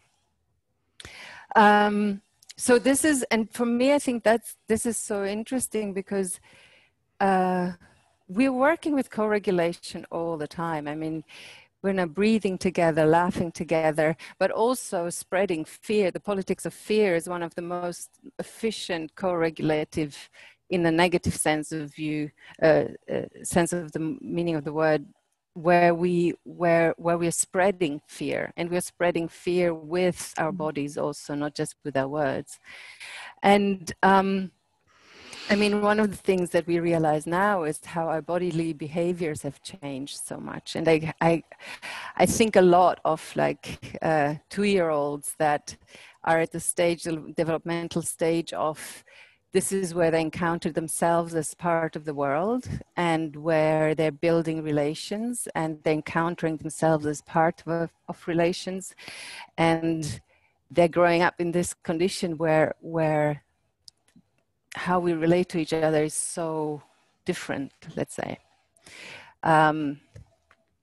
So what I want to offer is a listening experience that we share together at the same time, and we can sense ourselves, hopefully, and then see how it feels as a group.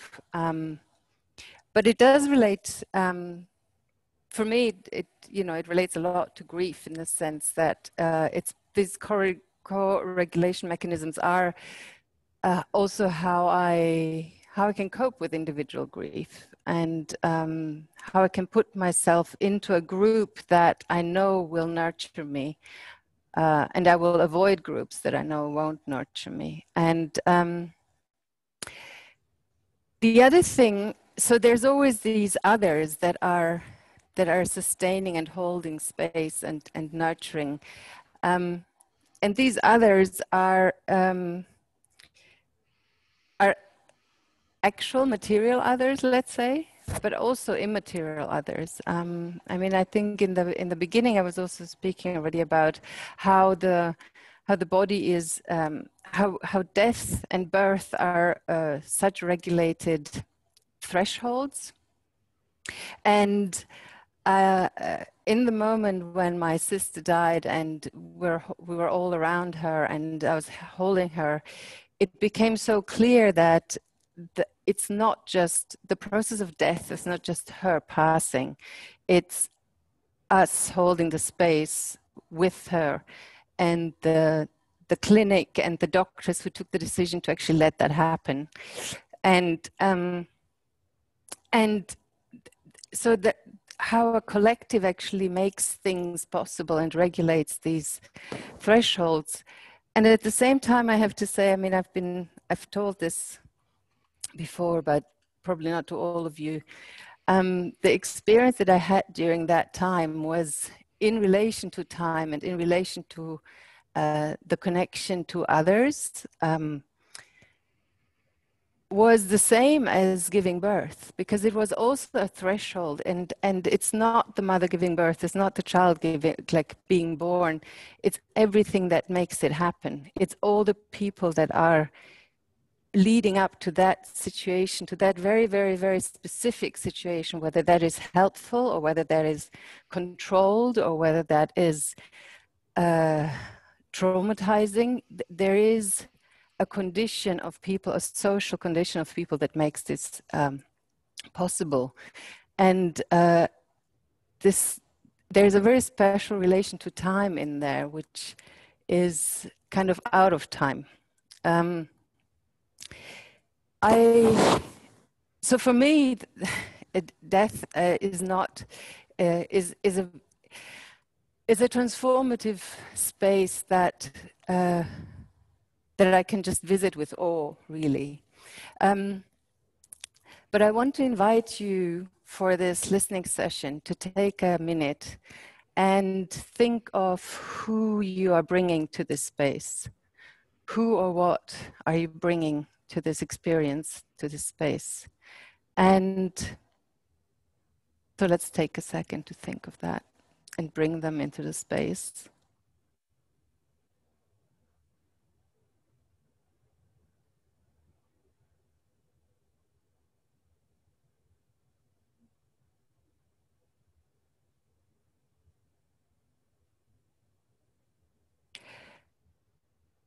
And now find a spot, lie down if you can. You can close your eyes or keep them open. I would invite you to take a heavy object and either place it on yourself wherever you need it or hold it in your hand. And I would invite you to take a blanket or a hot water bottle and again place it where you need it. And cover yourself with a blanket. And again, it would be really beautiful if you would leave your screen on, just so that again, once we don't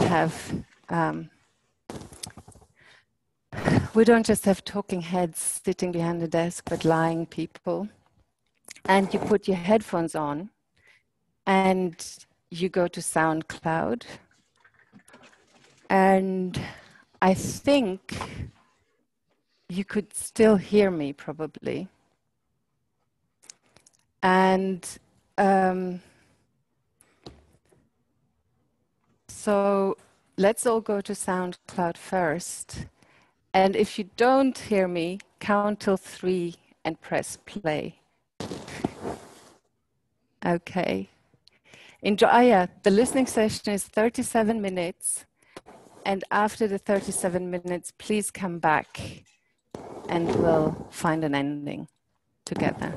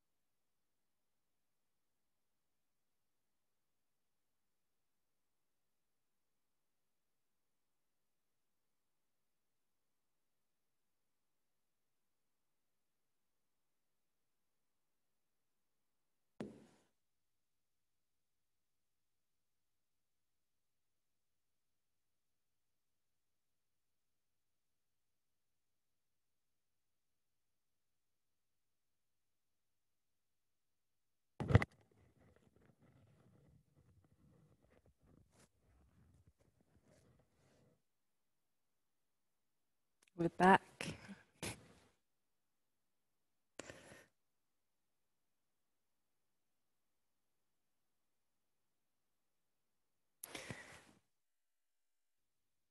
Hello. So, I wanted to say that I would love to hear actually if we're breathing, if you could hear, feel, sense anybody together. For me, it was the first time I heard it with so many different people. I want to say that all the sounds were from my body, from my voice, from my mouth, from my skin, and Steve Heather put them together, composed them together in what you heard. And it was an attempt to get under your skin and go for a space. Similar to what Eroca and Neha and Mithu and we're all saying is, how can we grieve together or be together and be alone at the same time? How can a collective space give space to an individual experience and process?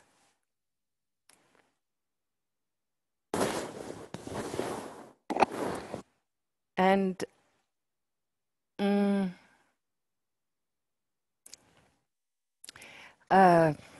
what was I going to say? And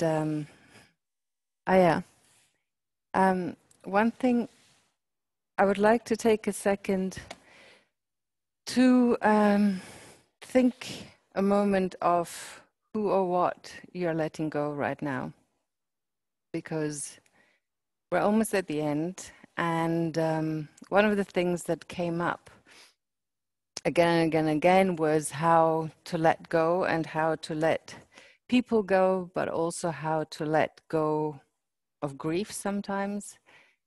And we've brought people into the room with us, or feelings or things, and so now I'd like to take a moment to let them go. So who or what are you letting go?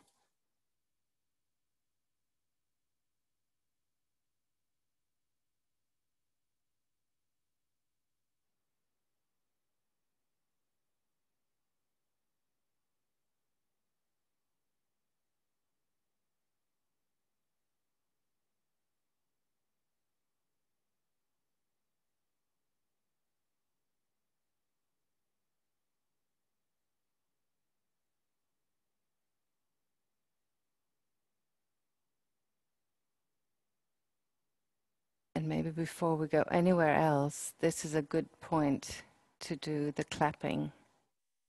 Eroca, would you like to lead it again? Oh, you know I love leading and ending. All right, sleepy babies. If people can turn on their mics, if that feels available. And if you can put it so that you can see as many people as possible. Ah, yes. While we read them, so we let this text pass through our mouth, and this is a way of us to digest. Okay, so we'll take our hands and we'll do 9 claps as the way of closing. If you were not here yesterday, in my lineage, just 9 is an end. So we're going to close our time together. We're going to tie a bow on the work we've done together, and I'd say we're done for now. Happy new moon in Scorpio also, like in an hour.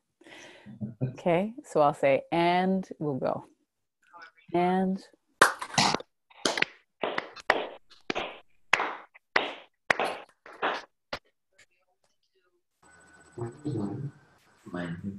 thank you.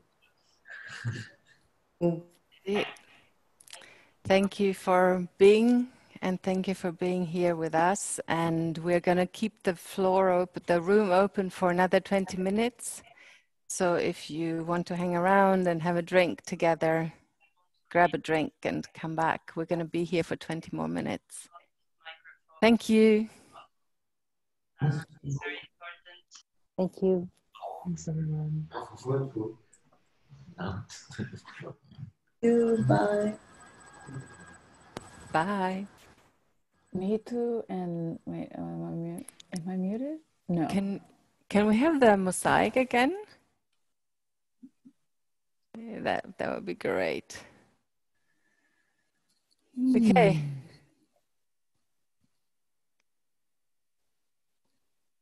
I really need a beer now, but people, I'm going to go run and get a beer.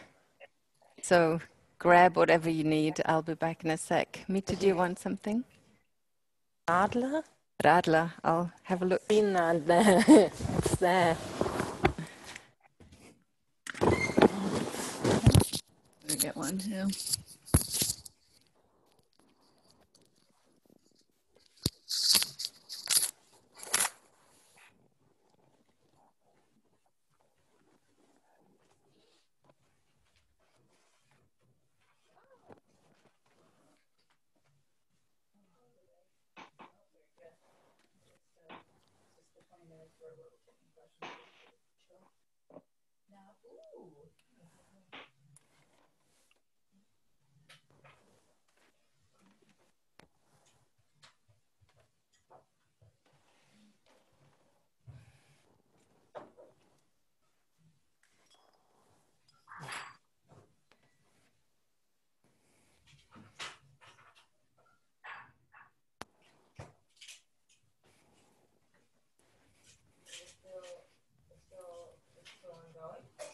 Yeah, they leave the door. I mean, I can leave, but I think I'm gonna drink one water and then close it up.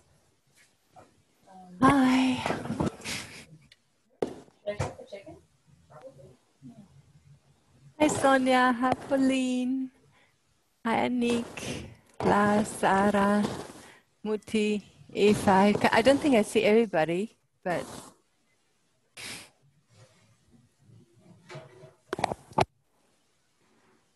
I have to take yours out for a second, baby, because I can't reach it. Is that okay?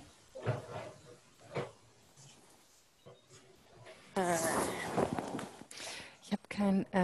I can't hear. Können wir den Monitor aufhaben, den Sound? Oh ja, das wäre hear them. super. Also die...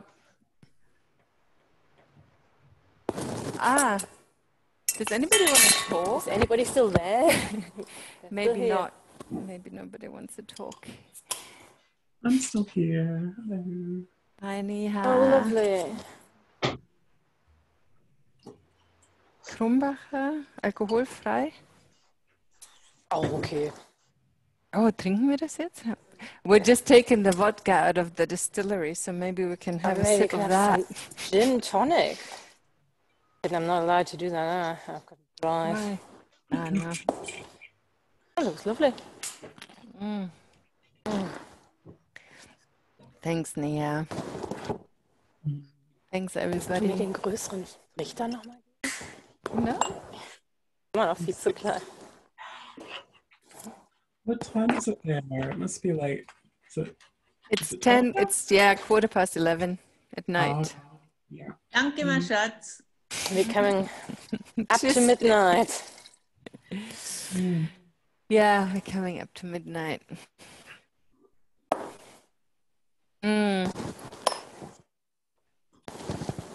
It's even more interesting. Can you get that thing in there? Okay. So half down are we? Na, es sieht ziemlich trocken aus, aber ich sehe halt nirgends einen Tropfen, wa? Ja, was ich nicht gesagt habe, war, dass natürlich die Kräuter irgendwann ab sein müssen. Ich Idiotin. Wie ab? Die Kräuter hätten wir irgendwie nochmal, also die hätten die... Oh, no. Oh, dear. All right.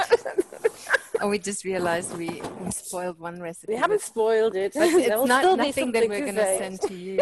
I wonder how many people have actually signed up for their care package. So if you haven't, if you're still around and you want these potions and oils and bowls, send us your postal address. We'll send them to you. I'm curious what we'll have to do. Experimentation party. An irgendeinem Punkt müsste man das abseilen. Theoretisch können wir es auch jetzt noch machen. Ich weiß nicht, durch welches Sieb. Nee, durch das ist hier. heiß. Alles zu, nee. Ah, right. Das geht jetzt in der Hitze. Kannst du das jetzt abseilen? Okay, try. Müssen wir nur, vielleicht ist hier rein. Hi. Hi, Pauline. Hi. I want to say thank you to everybody. Thanks for being with us.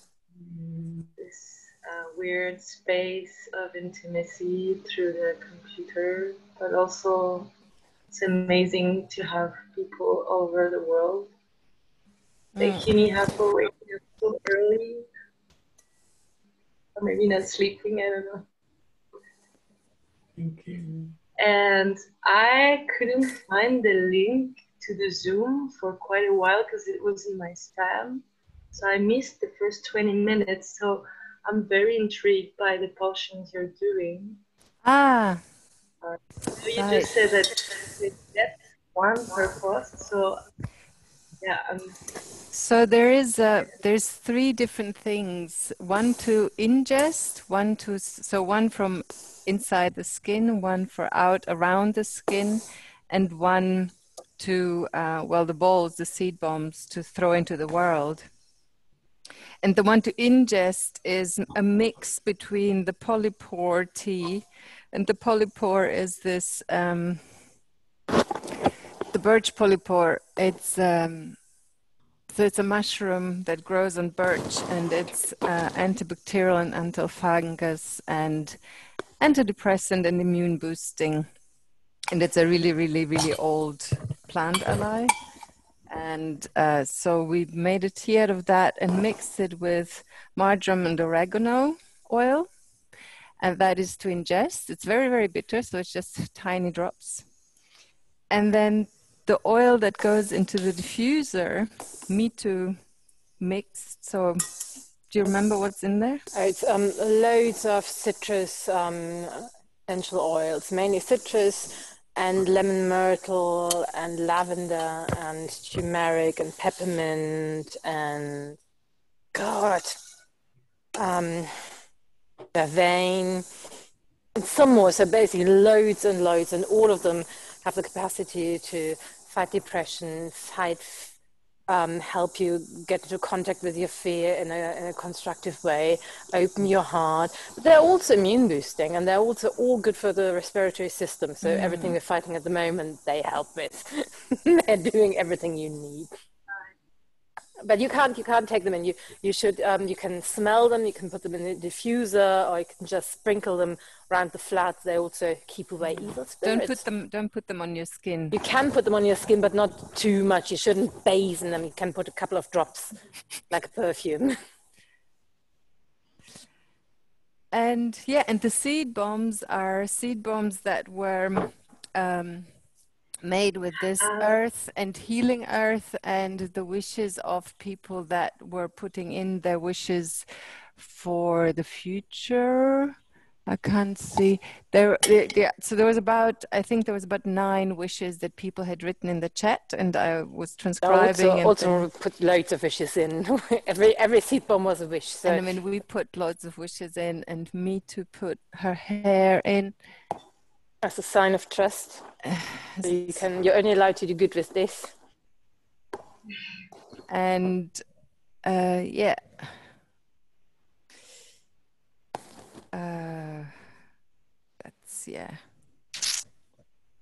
And you just said that we can give you our address and you will send some to us. Yeah. Yes. If you give your address to the theater, I think, Katrin, do you remember what it would be? Great. Malte and Björn are typing the address back in again. So. Okay. Thank you. And then, but you've got to look after the seed bombs. So you've got to plant them or throw them somewhere, and you've got to go there sometimes and send them good wishes and send them your love. Definitely.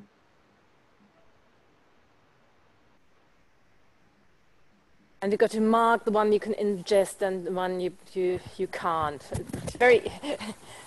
We'll make that clear. The one that smells of alcohol you can take in. The one that smells of well, rose and oranges and stuff, you should not. I think you could even, you could take them, but that's not the way to use them. No. They won't harm you, but they're better.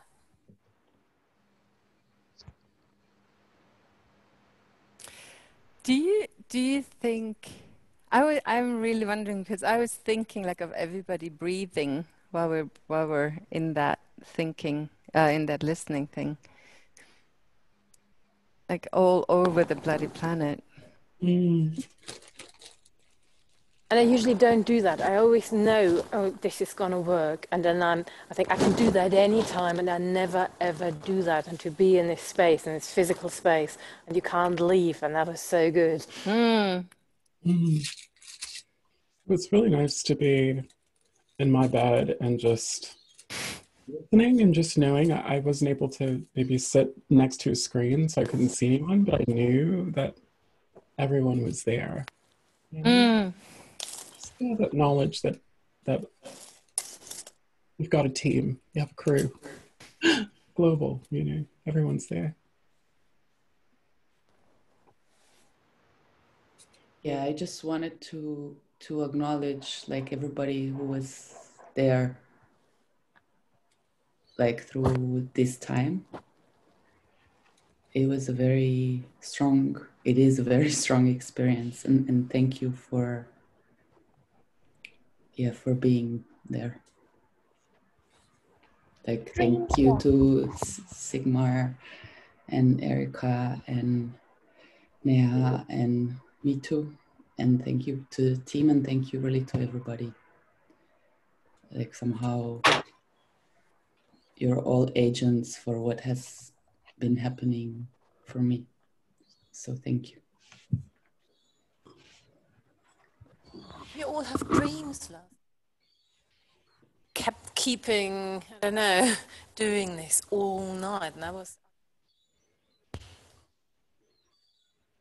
dream and working all through it and still being moved.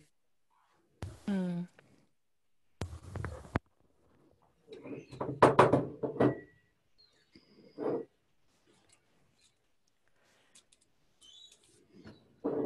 Oh my God. What? Oh, nothing. It's just, it's amazing. It's heavy. It's a lot. and it's fantastic that it's possible. I mean, I think this is the one thing that is really, it's like, it is possible to be together somehow. You are the one who's proving this. This is our baby. We want to do that anyway, but you make it possible. I say, no, we want to participate. We stay. It's the process. Mm.